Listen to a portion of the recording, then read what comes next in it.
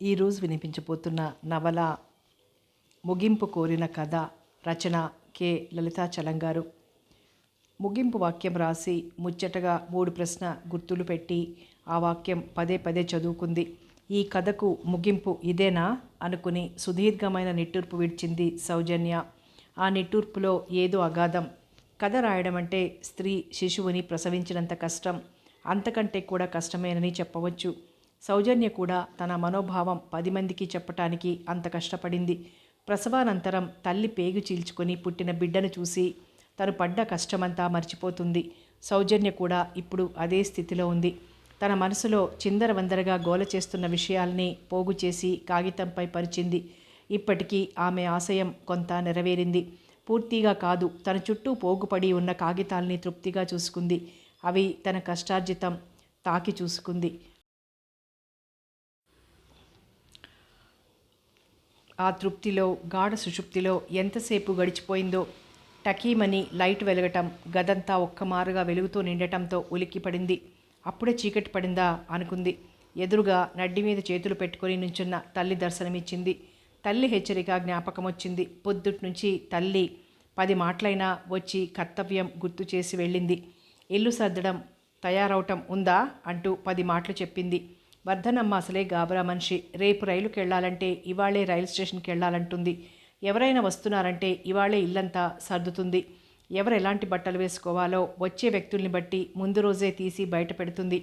ఇది పూర్తిగా రాయిని అమ్మ, రేపుగా వాళ్ళొచ్చేది అంటూనే అంది సౌజన్య. పొద్దుటి నుంచి ఆ తల్లి కూతుళ్ళ మధ్య ఇదే సంభాషణ జరుగుతూ సాయంత్రం కూడా అయిపోయింది. వర్ధనమ్మ ఆగలేకపోతోంది. రేపు పొద్దుట ఏ సమయంలోనన్నా వాళ్ళు రావచ్చు. అమాంతంగా వాళ్ళు వచ్చేస్తే ఎలా? ఇదే ఆమె గాబరా. ఇల్లు వాకిలి నీట్గా సర్ది ఉండకపోతే తమ అంతస్తుని తక్కువ అంచనా వేస్తారని. తల్లి మాట కాదనాలని కాకపోయినా ఆ రోజు ఆ నవల పూర్తి చెయ్యందే ఏ పని చేయకూడదని సౌజన్య పట్టుదల. అందుకే తల్లి వచ్చి ఎంత తొందర చేస్తున్నా, విసుక్కుంటున్నా, 1కి 10 మాటలు వచ్చి అంతరాయం కలిగిస్తున్నా పట్టించుకోకుండా రాస్తూనే ఉంది. వర్ధనమ్మకు ఒళ్ళు మండిపోతోంది.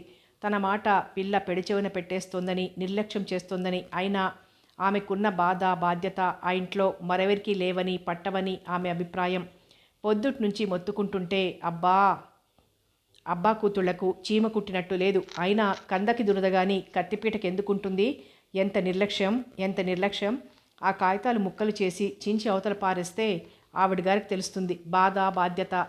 ఎద్దుపుండు కాకికి ఎలా ముద్దు రాదో, ముద్దు రాక పొడిస్తే ఎలా ఉంటుందో చూపిస్తా అనుకుంటూ గదిలోకి వచ్చింది. సంధ్యవేళ అవుతున్న సౌజన్య ఇంకా తలంచుకొని బరబరా చకచకా గీకేస్తోంది. త్వరగా ముగించి లేవాలనే సౌజన్య తాపత్రయం కూడా. వాక్యం ముగించటం, నవల ముగించటం, లైట్ వెలగటం, సౌజన్య తలెత్తి చూడటం, తల్లి ఎదురుగా ప్రళయ రుద్రుడిలాగా బుసలు కొడుతూ దర్శనమివ్వటం కొన్ని క్షణాల తేడాలో జరిగాయి. సౌజన్య తప్పు చేసిన దానిలాగా తల ఉంచుకుంది. తల్లిని అలా చూడటం అంటే సౌజన్యకు భయం. ఆమెకు ఆవేశం వస్తే ముందు వెనక చూడదు, ఆలోచించదు, విచక్షణ కోల్పోతుంది. ఆమె అన్నమాట అక్షరాల వెంటనే జరిగిపోవాలి, లేకుంటే ఆమె ఆవేశానికి తట్టుకోలేదు. నిజానికి తప్పు తనదే. ఇప్పుడు ఆమెకు కోపం రావడంలో ఎట్టి అసహజం లేదు. ఆమె కోపానికి బాధ్యురాలు తనే అనుకుంది. 1కి 10 మాటలు చెప్తున్నా పట్టువీడని ఉడుంలా నవల పూర్తి చేసే కదలాలని మొండిగా కూర్చుంది. ఇప్పుడు ఆమె కోపంలో ఏం చేసినా తనకు వద్దు అనే హక్కు కోల్పోయింది. ప్రాధేయపడటం తప్ప ఇప్పుడు తనేం చెయ్యలేదు. ఆ పైన తల్లి దయ తన ప్రాప్తం అనుకుని ఏదో చెప్పబోయింది. పెదవులు వణికాయి, అదిరాయి, విఫలయత్నం చేస్తున్నాయి. గుడ్ల నిండా నీళ్లు తిరిగాయి. తల్లి వంక బేలగా చూస్తూ ఏదో చెప్పుకోవడానికి వచ్చేస్తున్నానమ్మా, అయిపోయింది అని మాత్రం అనగలిగింది. పైకి మనసులో మాత్రం ఏదో భయం ఆవరించింది. కానీ వర్ధనమ్మ కరగలేదు. ఆ కళ్ళల్లో, ఆ ముఖంలో ఎటువంటి మార్పు గోచరించలేదు సౌజన్యకు. వర్ధనమ్మ సౌజన్య రాస్తున్న కాగితాల వంక చురచురా చూసింది. కూతురు తనని నిర్లక్ష్యం చేయడానికి కారణభూతాలైన కాగితాల్ని చూపులతోనే మార్చి మసి చేసేస్తున్నాయి వర్ధనమ్మ కళ్ళు. ఆ భయంకర వాతావరణంలో తను తల్లి తప్ప పిలిచినా, ఎలుగెత్తినా వచ్చి కాపాడగలవారు దరిదాపుల్లో కనిపించలేదు సౌజన్యకు. తను నవమాసాలు మోసి కష్టపడి కనిపించిన బిడ్డ దుర్మార్గుల పాలబడుతుంటే విలవిలలాడిపోతూ బిడ్డని రక్షించుకోవడం కోసం ఎంత త్యాగానికైనా వెనుకాడక రెక్కల కిందికి బిడ్డని దాచుకునే తల్లిలా ఉంది సౌజన్య స్థితి. తన చుట్టూ చిందరవందరగా పడి ఉన్న కాగితాల మీదకు వాలి తన 2 చేతులతో ఆ కాగితాల్ని తన గుండెల కిందకి పోగు చేసుకుంది. తల్లికి కోపం వస్తే తను రాసిన కాగితాలు చింపి ముక్కలు చేస్తుంది నిర్దాక్షిణ్యంగా. అలా ఎన్నో మాటలు చేసింది. కానీ ఇప్పుడు ఈ నవల తన రక్తంలో కలం ముంచి రాసిన మొదటి నవలకు ఆ స్థితి పట్టడానికి వీల్లేదు. దాన్ని ఎలాగైనా రక్షించుకోవాలి. అదే సౌజన్య కర్తవ్యం. అందుకే మెల్లగా తల్లి వంక జాలిగా చూస్తూ, అమ్మా, నన్ను క్షమించి నా నవలను వదిలేయమ్మా. ఇప్పటి నుంచి నువ్వు చెప్పినట్లే చేస్తానమ్మా అంది. భయంతో వణికిపోతూ బేలగా తన వంక చూస్తున్న సౌజన్యను చూడగానే వర్ధనమ్మ మెత్తబడింది. జాలి కలిగింది. లోపల గర్వపడింది. తన కూతురికి తనంటే గల భయానికో, కూతురు గొప్ప రచయిత్రి అనో. పైకి మాత్రం గంభీరంగా భీకరంగా గుడ్లెర్ర చేస్తూ సౌజన్య రెక్కపుచ్చుకొని పైకి లేపి, ఇల్లు సర్ది ఈ కొత్త కర్టన్లు గుమ్మానికి తొడుగు అంటూ చేతుల్లో ఉన్న కర్టన్ల బొత్తి సౌజన్య చేతిలో విసురుగా పెట్టింది. సౌజన్య మరి చేసేది లేక దేవుడిపై భారం వేసి బిక్కుబిక్కుమంటూ వెళ్ళిపోయింది. చెత్తకుండి, చెత్త కొంప, ఇలా ఇంటి నిండా కాగితాలు చూస్తే ఎవరైనా ఈ ఇంట్లో ఆడది కాపురం చేస్తోందా అంటారు. ఇల్లును చూసి ఇల్లాల్ని చూడాలట అంటూ పోగుపడి ఉన్న కాగితాల వైపు చీదరింపుగా చూసింది వర్ధనమ్మ. పెద్దలు కూర్చున్న సామెతలన్నీ తాను ఆచరించి న్యాయం చేకూర్చటం తన ధర్మం అనుకుంటుంది వర్ధనమ్మ. అందుకే అమ్మలు వాడిన సామెతలన్నీ మాటిమాటికి తలుపు తెచ్చుకుంటూ పనులు చేస్తూ ఉంటుంది వర్ధనమ్మ. ఎప్పుడూ తన వంక చూసుకుంది. పట్టు చీరలో తను శుభ్రంగా కనిపించింది. ఇప్పుడు తన ఇల్లు శుభ్రం చేయాలి. అదే తన ప్రస్తుత కర్తవ్యంగా గోచరించింది. కుప్పగా పడున్న కాగితాల మధ్య నుంచి ముత్యాల వరసల్లా అక్షరాలు పదాలు వాక్యాలై మమ్మల్ని కాపాడు అన్నట్లుగా కనిపించాయి. వర్ధనమ్మ చిన్నగా నవ్వుకుంది.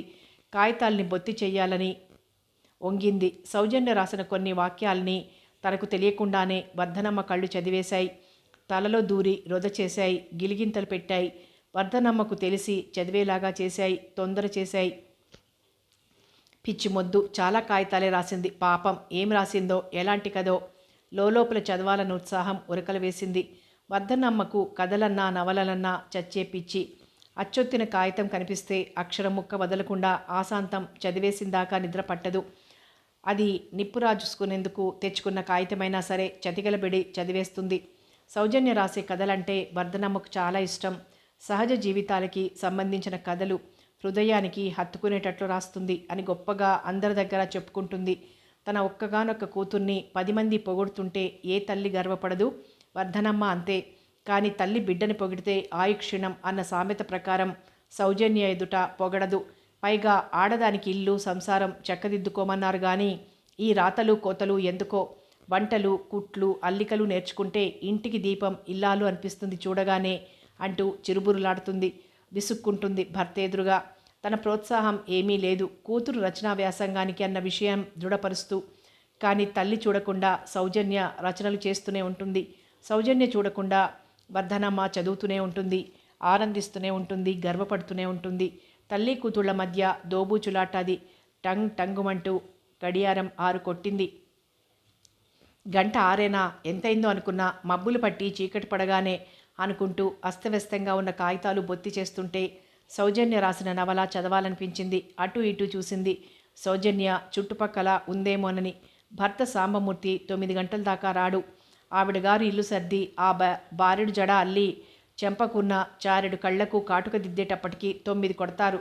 వాళ్ళ నాన్నగారు వచ్చే లోపల ఈ 4 కాగితాలు చదివేయను అనుకుంటూ చతికిలబడి మొదటి పేజీ వెతికి తీసింది. చూసి నిట్టూర్చింది. శ్రీకారం చుట్టింది. కథకు పేరు ఊరు లేదు కాబోలు అనుకుంటూ క్రమబద్ధంగా కాగితాలు సర్దుకుని చదవటం ప్రారంభించింది వర్ధనమ్మ. అక్క అక్క అంటూ సుమిత్ర పట్టులంగా పైకి పట్టుకుని పరుగులు తీసుకుంటూ వచ్చింది. అక్క కోసం ఇల్లంతా వెతికింది. తను విన్న సంతోష వార్త అక్కకు త్వరగా చెప్పాలనేదే ఆ చిన్నారి ఆతృత. దొడ్లో నూతిగట్టు మీద కనిపించింది మైథిలి మోటెడు అంట్లు ముందరేసుకుని. పరధ్యానంగా బాదం చెట్టు వంక చూస్తూ తనలో తనే మురిసిపోతోంది. ఆమె చూపులన్నీ గువ్వ కట్టిన గూటి మీదే ఉన్నాయి. కొద్ది రోజుల క్రితం ఆ కొమ్మ మీద గువ్వలొచ్చి వాలాయేమో కానీ గూడు లేదు. గువ్వ ఎప్పుడు స్నేహం కట్టిందో మైథిలికి తెలీదు, చూడలేదు. కానీ గువ్వ గూడు కట్టి గుడ్లు పెట్టింది కాబోలు.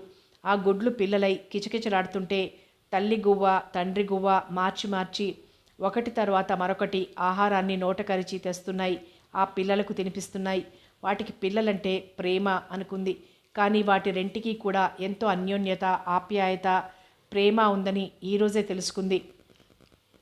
నిన్న వచ్చిన మగగువ్వ ఇంతదాకా ఇవాళ రాలేదు. తల్లిగువ్వ ఒంటరిగా బెంగగా పిల్లలకి ఆహారం తినిపిస్తున్నా మాటిమాటికి మగగువ్వ కోసం ఎదురు చూస్తూనే ఉంది పాపం. ఆ మగగువ్వ ఏమైనట్లు, ఎటుపోయినట్లు? బహుశా ఏదైనా ఆపదొచ్చిందేమో, లేక దారి తప్పిందో ఎవరైనా మరి ఊహించి తట్టుకోలేకపోయింది మైథిలి. మాటలు రాని ఆ గువ్వ తల్లే తన ప్రియుడు రాడేమోనని అంత వేదన పడుతుంటే ఆలోచన, వేదన అన్నీ కలిగిన మనిషి నిలవగలడా? పశుపక్షాదులకు మరపు ఉండొచ్చు, కానీ మనిషికి జ్ఞాపక శక్తిని కూడా ఇచ్చాడే, అది వరమో శాపమో? మనిషితో పాటు పెరిగిన మనసుని, వయసుతో పెరిగిన ప్రేమని మరవటం మనిషితరమా? ఏదో లోకాల్లో విహరిస్తున్న మైథిలి దగ్గరికి పరిగెత్తుకొచ్చింది సుమిత్ర. అమాంతం వెనక నుంచి అక్క మెడను కావులించుకుని అక్క భుజం మీదకు వాలి గట్టిగా ముద్దెట్టుకుంది. మైథిలి ఉలిక్కి పడింది. ఈ హఠాత్ సంఘటనకి తుళ్ళిపడి చెల్లెలి వంక చూసింది. ముందుకు పడబోతూ, అలా అమాంతం మీద పడితే పడిపోను, మొద్దు, ఏమిటా సంబరం అంది చెయ్యి నేలకి ఆసరా చేస్తూ. సుమిత్ర అక్క మెడను వదిలేసి అక్క ముందున్న అంట్ల గిన్నెల మీద తన వేలితో ఏదో రాసి అది సంగతి అన్నట్లుగా బండి చక్రాలాంటి కళ్ళు చిట్లించి కిలకిలా నవ్వుతూ పరిగెట్టుకెళ్ళిపోయింది. పిచ్చి పిల్ల ఏం రాసిందో అనుకుంటూ చెల్లెల్ని తలదించి చూసింది. నీ పెళ్ళికి నేనే తోడు పెళ్లి కూతున్నట అని రాసింది. అసలు అన్నీ చెప్పేయాలనుకుంది సుమిత్ర. అమ్మ, నాన్న, నేను శివాలయం దగ్గరికి వెళ్ళామని, అక్కడ పెళ్లి కొడుకుని చూశామని, భలేగా అడవిరాముళ్లా ఉన్నాడని ఏమేమో చెప్పాలనుకుంది. ముఖ్యంగా అక్క పెళ్లికి తనే తోడు పెళ్లి కూతుర్ని అని చెప్పాలనుకుంటూ పరుగు పరుగున వచ్చింది. ఆ మాట చెప్పగానే సిగ్గువేసింది కాబోలు పరుగు పెట్టి పారిపోయింది. దీనికి ఈ మాటలు ఎవరు చెప్పారబ్బా? మైథిలి ఆలోచించింది. అమ్మే చెప్పి ఉంటుంది. సమాధానం వచ్చింది. అంటే తన పెళ్లి గురించి మాట్లాడుతున్నారన్నమాట పెద్దవాళ్ళు. పెళ్లి కొడుకు ఎవరే అని చెల్లెల్ని అడగాలనిపించినా సమాధానం చెప్పే చెల్లెలు కనుచూపు మేరలో లేదు. పెళ్ళనగానే సిగ్గు ముంచుకొస్తుంది. మరి అడగటం ఎట్లాగో. బావే అయ్యుంటాడు పెళ్లి కొడుకు అని మనసు అంటుంటే సంతోషంతో పులకరించింది ఒళ్ళు. వేళ్ళు తెలియకుండానే బావా బావా అని అంట్ల గిన్నెల మీద రాసేస్తున్నాయి. అంటే బాలవాక్కు బ్రహ్మవాక్కన్నమాట అనుకుంది మైథిలి సంతోషంతో. కొద్ది రోజుల క్రితం దాకా మైథిలిలో ఈ కోరిక, ఈ పులకింత, ఈ ఊహ మచ్చుకైనా లేవు. ఆ కోరికకు బీజం నాటింది సుమిత్రే. వారం రోజుల క్రితం సుమిత్ర బొమ్మల పెళ్లి ఆట ఆడుకుంటోంది. మైథిలి చెల్లెల దగ్గరే కూర్చొని పూలు మాల కడుతోంది. అక్క, పెళ్లి కూతురు ముస్తాబైంది, పూలదండ ఇవ్వు అని అడిగింది. సుమిత్ర ఇందా అంటూ దండ ముడేసి చెల్లెలికి ఇవ్వబోయింది. సుమిత్ర అక్క వంక కన్నార్పకుండా చూస్తోంది. తల ఓరగా పెట్టి తమాషాగా తన వంకే చూస్తున్న చెల్లెలి కళ్ళల్లో ఏదో ఆనందం, మెరుపు కనిపిస్తోంది. ఏయ్, ఏమిటి ఆ చూపు? దెయ్యం పట్టిందాన్లా అంది. దెయ్యం కాదక్క, అటు చూడు. సీతా కళ్యాణం పటం వంక చూపించి కిలకిల నవ్వింది. ఆ పటం రోజు చూసేదాగా? అది సీతా కళ్యాణ మహోత్సవాన్ని తెలిపే పటం. మొద్ద చదివేస్తే ఉన్న తెలివి పోతున్నట్లుందే అంది చెల్లెల్ని ఓ చిన్న మొట్టికాయ వేస్తూ. కానీ సుమిత్ర ఏడవకుండా, నువ్వు అచ్చు సీతమ్మ వారిలా అందంగా ఉన్నావు అంటూ అక్కని ముద్దెట్టుకుంది. చాల్లే అంటూ ముద్దుగా చెల్లెల్ని వెనక్కి తోసింది. చూడు, నా బొమ్మ కంటే మా అక్కే బాగుంది అంటూ మైథిలికి పెళ్లి కూతురు బొమ్మ దగ్గరగా తీసుకొచ్చి చూపించింది సుమిత్ర. తాటాకు బొమ్మైనా చక్కగా కళ్ళ నిండా కాటుక, కళ్యాణం బొట్టు, కొత్త బట్టలు, ఆకుమంగళ సూత్రాలు, నల్లపూసలు, మెడ నిండా పూసల నగలు, ఎంతో అందంగా ఉంది ఆ బొమ్మ. అవును, బొమ్మైనా అమ్మాయన్నా పెళ్ళి కావాల్సిందే కాబోలు. అందంగా అలంకరిస్తే బొమ్మైనా అందంగానే ఉంటుంది. నేను కూడా చక్కగా అలంకరించుకొని కళ్యాణం బొట్టు పెట్టుకుంటే, కళ్యాణం బొట్టు పెళ్లి కూతురు పెట్టుకోవాలి. మరి నాకు పెళ్ళైతే? నేను ఆటల్లో అనుకున్న మాట అంతటితో ఆగిపోలేదు, పారిపోలేదు మైథిలి. మనసులో అల్లిబిల్లిగా పాకింది. గజిబిజిగా ఊహల్ని రేపింది. ఏవేవో కలలు, అందమైన కలలు. పెళ్ళి ఆడపిల్లకు అందమైన కళ, అందులో వయసొచ్చిన అమ్మాయిలకో ఊహాతీత స్వర్గం. ప్రతి కన్య కలలో వరుడు, రాకుమారుడు, అందం, ఆనందం, దేవతల్లా గాలిలో తేలిపోవడం ఇదే జీవితంగా ఊహిస్తారు. కానీ మైథిలి కలలో రాజకుమారుడిని ఊహించలేదు, కుబేరుడిని కోరలేదు. శారీరక అందం లేకపోయినా మానసిక సుందరుడు బావ తన భర్త అయితే తన జీవితం అందంగా ఉంటుందనుకుంది. కుబేరుడు కాకపోయినా కూటికి పేదవాడైనా మనోధనం, మంచితనం గల బావకు సేవకురాలనైతే చాలనుకుంది. ఆ ఊహలకు రూపాన్నిచ్చింది. చిన్ననాడు తను 10 ఏళ్లప్పుడు చూసిన బావ 15 ఏళ్ల వయసున్న రూపాన్ని తలుపుల్లో పెంచింది. తన మనసులో ఆ పెరిగిన రూపాన్ని పదిలంగా దాచుకుని అనుక్షణం ఆరాధిస్తోంది. అంతా భావమయం, మనసంతా ఆనందనామం రాసేసింది. చెయ్యి కదిలితే బావ పేరే రాస్తున్నాయి ఆమె వేళ్ళు. చెట్ల మీద, మట్టి మీద, చివరికి మసిగిన్నెల మీద కూడా అదే పేరు పరధ్యానంగా రాసేస్తోంది. ఇప్పుడు తన కలలు నిజమవుతాయని పెద్దల ఆమోదం దొరికింది అనుకోగానే సంతోషం మునకలు వేసింది. మైథిలి తన పేరు చేర్చింది బావ పక్కన. ఎంతో బాగుంది. మైథిలి ఆనంద్. అవును బావా, ఈ మైథిలి నీ పక్కనుంటే ఆనందానికి ఏం లోటు అనుకొని మురిసిపోయింది. బావ ఇప్పుడు ఎంతున్నాడో, ఎలా ఉన్నాడో, అసలు నన్ను గుర్తుపట్టగలడో లేడో, కానీ నా బావ ఎక్కడున్నా ఎలా ఉన్నా ఈ మైథిలిని గుర్తుపట్టగలదు బావా. మనిషిని కాదు, మనసుని. అది ఎప్పుడూ మారదని నా నమ్మకం వమ్ము కాదు అనుకుంటూ ఆ పేర్ల వంకే చూస్తూ తన్మయత్వం చెందుతున్న మైథిలికి కమ్ముకొస్తున్న కారు మేఘాలు కానరాలేదు. మూసుకొస్తున్న చీకటి తెలియలేదు. చిరుజల్లుగా ప్రారంభమై జడివానగా మారుతూ అంట్ల గిన్నెల మీద టపటపా రాలి బావ పేరు చెరుపుకుపోతుంటే ఉలిక్కిపడింది, బిలబిలలాడింది. కానీ మసిగిన్నె మీద రాసి బావ పేరుని అవమానం చేస్తే చెరిగిపోకేం చేస్తుంది? బావ పేరు నా హృదయం దూసుకుపోయే కోహినూరు వజ్రం మీద చెక్కు చెదరదు అనుకుంది. అపశకం అనిపించిన పక్కకు నెట్టేస్తూ.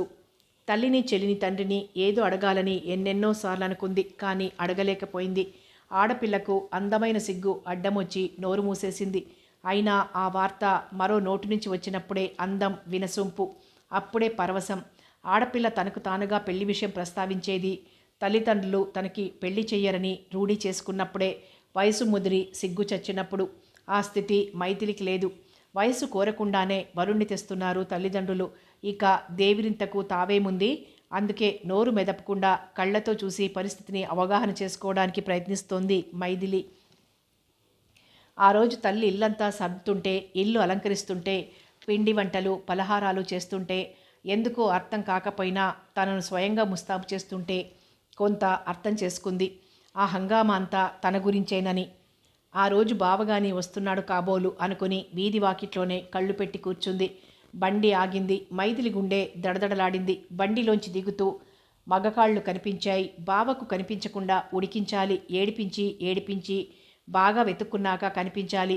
ఏదో చిలిపి ఊహ వచ్చింది. గదిలోకెళ్ళి దాక్కుంది మైథిలి. చాలాసేపటి దాకా ఎవ్వరూ తనని వెతకలేదు. తనే ఉండబట్టలేక చాటుగా బావని చూడాలనుకుంది. ఇంతలో తలుపు మెల్లగా తెరుచుకుంది. బావే వచ్చుంటాడనుకుంది. సిగ్గేసింది. 2 చేతులు కళ్లకు అడ్డం పెట్టుకుంది. 2 మెత్తని చేతులు మెల్లగా తాకగానే చేతులు తీసి చూసింది. ఎదురుగా సుమిత్ర నవ్వుతూ నించుంది. పెళ్లికూతురు కాకుండానే సిగ్గేస్తోందా అంటూ మోకాళ్ళ మీద చేతులాంచుకుని నుంచుని నవ్వుతోంది సుమిత్ర. మైథిలికి కోపం, దుఃఖం, ఉక్రోషం కలగా పులకంగా వచ్చాయి. మరి బావ వచ్చి చేతులు తీయలేదేమో, చెల్లెలొచ్చి నవ్వినందుకో, తన మనసులో చిలిపి ఊహ చెల్లెలు తెలుసుకుందేమోననో. శ్యామలమ్మ పట్టుచీర పైకి తోసుకుంటూ ఆద్రాబాద్రాగా వచ్చి పొదివి పట్టుకొని సావిట్లోకి తీసుకెళ్తుంటే మైథిలికి నవ్వొచ్చింది. బావేమైనా కొత్తవాడా, నేనేమైనా కొత్తదాన్నా? పెళ్లి కూతుర్ని తీసుకెళ్తోంది పిచ్చి అమ్మ అనుకుంది. కానీ హాల్లో కూర్చున్న ముత్తైదువుల్ని చూడగానే మాత్రం అమ్మ కాదు పిచ్చిది, నేనే అనుకుంది. అక్కడ కూర్చుంది బావ కాదు. వాళ్ళెవరో కూడా మైథిలికి తెలీదు. అన్నీ కొత్త ముఖాలే. వచ్చిన వారందరి మీదకు దృష్టి మరల్చి చూసింది. అందులో బావ గాని, బావకు సంబంధించిన వారు గాని ఎవరో గుర్తుపట్టాలని. కానీ అక్కడ కూర్చున్న వారంతా స్త్రీలే. వారెవరో మైథిలి ఎప్పుడూ చూడలేదు. అయినా బావకి నాన్న తప్ప అమ్మ, నాన్న, నా అనేవాళ్ళెవ్వరూ లేరు. మరి బావ రాకుండా వీళ్ళెందుకు వచ్చారు? అసలు వీళ్ళెవరు? ఏదో అనుమానం, భయం పుట్టుకొచ్చాయి. ఆ ఉత్సాహం చచ్చిపోయింది. ముఖం చిన్నబోయింది. శ్యామలమ్మ కూచోమన్న చోట చాప మీద ముభావంగా బొమ్మలా కూచుండిపోయింది. అవి పెళ్లి చూపులో మరొకటో గమనించే స్థితిలో లేదు మైథిలి. ఆ అయోమయ స్థితిలో ప్రధానం జరిగినందుకు సంతోషం కలగలేదు మైథిలికి. ఆ మరుక్షణంలో జరిగింది తెలిసి దుఃఖం పెళ్ళుబికి వచ్చింది. తన ఊహల్లో నిలుపుకున్న మంచు బొమ్మ బావ తన వేదన వేడికి కరిగిపోతున్నట్లు, కనుమరుగవుతున్నట్లు అనిపించింది. తాను కూడా ద్రోహం చేసినట్లు బాధపడింది. నేనే పిచ్చిదాన్ని. బావ కోసం ఏ ముఖం పెట్టుకొని కలవరించాలి? నాకు సిగ్గు ఎగ్గు లేకపోయినా బావ మానధనుడు. బావ ఈ గుమ్మం తొక్కడు. ఈ ఇంటి ఆడపిల్ల కన్నెచెర విడిపించే అవసరం, కర్మ అతనికెందుకుండాలి? ఎందుకుంటుంది? అసలు అతనిలో ఆ ప్రేమ, అభిమానం ఉన్నా వాటిని కాల్చి బూడిద చేసి గాలిలో కలిపేసి ఇప్పుడు తగుదునమ్మా అని ఆ ప్రేమాభిమానాలు భిక్ష పెట్టమని అడిగితే ఏ దాత పెట్టగలడు? ఎలా పెట్టగలడు? అసలు అతనిలో ఏం మిగిల్చామని దేబిరించాలి? విమర్శించుకుంది. ఆమెలో ఏదో కసి, ఎవరి మీదో ద్వేషం ప్రజ్వరిల్లాయి. అహోరాత్రులు ఆ భావధ్యాస నుంచి దూరం కాలేకపోతోంది మైథిలి. కనీసం తనకు కాబోయే భర్తను చూడాలని, అతని గురించి తెలుసుకోవాలని కూడా ఆమెకు కోరిక కలగటం లేదు. బావను ఎలాగైనా ఒక్కసారి చూడాలి. పరులకు దారాదత్తం కాకమునుపు బావతో మనసారా మాట్లాడాలి. ఎలా ఎలా బావ ఎక్కడున్నాడో, ఎలా ఉన్నాడో? అప్పుడు తన వయస్సు 6 7 ఉంటుంది. 3వ క్లాస్ చదువుతోంది తను. మైథిలి వయసుకు మించిన తెలివి, చురుకు. క్లాసులు ఎన్నైనా ఎక్కాలు, పద్యాలు, శ్లోకాలు, అర్థాలు చక్కగా విపులంగా చెప్పేది. అంత చిన్న వయసుకి అంత తెలివి అందరినీ ఆశ్చర్యపరిచేది. నరుడి కంట నల్లరాళ్ళు పగులుతాయట. అది సామెతైన మైథిలి విషయంలో నిజమైంది. అందరి నోట మైథిలి తెలివి, అందం, ఆరోగ్యం ఒక ప్రత్యేక విషయంగా నానిపోయేది. ఇంట్లో, ఇరుగు పొరుగిళ్లల్లో, బళ్ళో అందరికీ మైథిలి ఒక ప్రత్యేక ఆకర్షణ అయిపోయింది. ఒకరోజు మైథిలికి పుట్టెడు జ్వరం ముంచుకొచ్చింది. టైఫాయిడ్ అన్నారు. నెల రోజులు ఆ చిట్టి తల్లిని పీల్చి పిప్పి చేసింది. అంత చురుకుతనం, అందం, చందం ఆ అనారోగ్యంతో గతించిపోయాయి. పిల్ల బ్రతకడమే చాలు అనుకున్న తల్లిదండ్రులు ఆరోగ్యం చిక్కితే అదే కోలుకొని మామూలవుతుంది అనుకున్నారు. ఆరోగ్యం కుదురుకున్న మైథిలిలో చురుకుదనం మరి దరికి రాలేదు. ఏదో పరధ్యానం, మందకొడితనం, ఎవ్వరితోనూ మాట్లాడకపోవడం గమనించిన వారంతా నీరసం వల్ల, బలహీనం వల్ల అన్నారు. బలానికి మందులిచ్చారు. కానీ అంత దారుణం జరిగిందని, జరుగుతుందని ఎవరూ అనుకోలేదు. కాలం గడిచిన కొద్దీ బయటపడింది. మైథిలి 2 చెవులు దిబ్బడలేసుకుపోయాయి. వినిపించదని మంత్రం వేయించమన్నారు. కానీ మంత్రాలకు చింతకాయలు రాలలేదు. తాయెత్తులు కట్టించారు. గాలి ధూళి చుట్టేసిందోమోనని లాభం లేకపోయింది. ఆఖరు ప్రయత్నంగా పట్నవాసం తీసుకెళ్లి బోలెడు డబ్బు ఖర్చు చేసి డాక్టర్కి చూపించారు. ముదిరిపోయింది. అసలు వినిపించే భాగం హరించిపోయింది. లాభం లేదని డాక్టర్లు పెదవి విరిచారు. స్కూలుకు పంపితే పిల్లలు గేలి చేస్తున్నారు. టీచర్లు విసుక్కుంటున్నారు, కొడుతున్నారు. ఆ పసిబిడ్డ అవస్థ అర్థం చేసుకుని తండ్రి సాంబశివరావు మైథిలిని స్కూల్ మాన్పించేశాడు. తనే చిన్న చిన్న పుస్తకాలు తెచ్చిచ్చేవాడు. మైథిలి ఇంట్లోనే చదువుకునేది. ఒంటరిగా తనకు తానే ఆడుకునేది. శివరావుకి మైథిలి అంటే జాలి. ఆ లేత మనసు 10 మందిలా బ్రతకాలని ఎంత ఆరాటపడుతుందోనని తను ఆరాటపడేవాడు. పొలం నుంచి రాగానే కొంత సమయం మైథిలి కోసం వెచ్చించడం అలవాటు చేసుకున్నాడు. మైథిలికి తండ్రంటే చనువు, తల్లంటే భయం ఏర్పడింది. కారణం, శ్యామలమ్మకు భేషజం జాస్తి. ఉన్నదానికంటే గొప్ప చెప్పుకోవడం ఆమె అలవాటు. మైథిలి ముద్దుగుమ్మలాగా ఉన్నంతసేపు గర్వంగా బిడ్డని వెంట పెట్టుకొని తిరిగేది. అందరూ పొగుడుతుంటే గర్వపడేది. తనకు ప్రత్యేక స్థానాన్ని కల్పించుకొని పొంగిపోయేది. కానీ వేలకు వేలు ఖర్చు చేసిన మైథిలి జన్మాంతం బధిరత్వం తప్పదని తేల్చి చెప్పాక ఆ బిడ్డ మీద మమకారం తగ్గింది. తనకే ఏదో అవకరం కలిగినట్లు బాధపడింది. అంగవైకల్యం కల మైథిలిని చూసి అంతా జాలి పడుతుంటే తనకేదో అవమానం జరుగుతున్నట్లుగా సిగ్గుపడింది. మైథిలిని తన వెంట ఎక్కడికి తీసుకెళ్లలేకపోయేది. ఆ పిల్లని చూస్తే విసుగు, అసహ్యం, చిరాకు కలిగేవి ఆమెకు. అదే సమయంలో ఆమె గర్భవతి కావటం ఆమెకు ఊరట కలిగించిన మైథిలి మరీ ఒంటరిదైపోయింది. బిక్క చచ్చిపోయింది. ఎటు చూసినా అంధకారం. నాన్న, నాతో ఏదైనా మాట్లాడినాన్నా, నాకేదో భయం వేస్తోంది అనేది తండ్రిని కావులించుకొని. కథ చెప్పవా? ఏం కథ చెప్పను? తండ్రి పెదములు ఆడుతుంటే ఏదో మాట్లాడుతున్నాడని గ్రహించినా ఆ శబ్దం వినిపించక, నాకు వినిపించేటట్లు చెప్పు నాన్న అనేది. వినిపించేటట్లు ఎలా చెప్పాలి? శివరావు కృంగిపోయేవాడు. మైథిలిని గుండెలు కదుముకొని కుమిలిపోయేవాడు. భార్య ప్రవర్తన గమనించి, చంటిపిల్ల మైథిలి బెంబేలు పడిపోతోంది శ్యామల, దాని దగ్గరకు తీసుకొని కాస్త ఓదార్చాలి, ధైర్యం కలిగించాలి అనేవాడు. దానికి ఎంత చెప్పినా వినిపించకపోతే చావనా? అసలే ఓపలేని దాన్ని. నాకా ఓపిక లేదండి. ఆ చెవిటిదాంతో పొద్దస్తమానం గొంతు చించుకొని అరవలేను. చుట్టుపక్కలందరికీ నా అరుపులు వినిపించడం నాకు నచ్చదు, ఖచ్చితంగా చెప్పింది శ్యామలమ్మ. శివరావు నిర్ఘాంతపోయాడు. ఆమెది తల్లి మనసేనా అని. అదే సమయంలో తండ్రి లేని మేనల్లుడు తల్లిని కూడా కోల్పోయాడని తెలిసి ఆడుకోవడానికి మేనల్లుడికి తను తప్ప మరెవ్వరూ లేరని భార్య అనుమతి కోసం ఎదురు చూడకుండానే ఆనంద్ని తీసుకుని చక్కా వచ్చాడు. దిక్కులేని వారికిదో ధర్మసత్రమా అంది ఆనంద్ని చూస్తూనే ముఖం చిట్లించి. అన్నీ తెలిసే వయసు కాకపోయినా కొద్ది కొద్దిగా తెలుస్తున్న వయసు ఆనంద్ది. అందులో ఆదరించే తల్లి కరువైపోయింది. కొత్త చోటు, కొత్త మనుషులు. భయపడిపోయాడా పసివాడు. దిక్కు లేకపోవడమేం, మనం వాడికి దిక్కులేమా? అయినా మనకేం తక్కువని వాడొక్కడుంటే తరిగిపోవడానికి? కొండలైనా కరిగిపోతాయి కూర్చొని తింటే. మనకి రేపు ఓ మగనలుసు పుడితే వాడికి జోర కడతారా? గొంతు చించుకుంది. పుట్టడు, ఆడపిల్లే పుడుతుంది ఖచ్చితంగా అన్నాడు శివరావు తెలిసినట్లుగా. అందుకని పెంపు కోసం అల్లుణ్ణి తెచ్చారా? అయినా నాకు మగపిల్లాడు పుట్టడని మీకెలా తెలుసు? ఎవరు చెప్పారు? వెటకారంగా అంది. ఎందుక? ఇంతవరకు మనం పిల్లికి బిచ్చం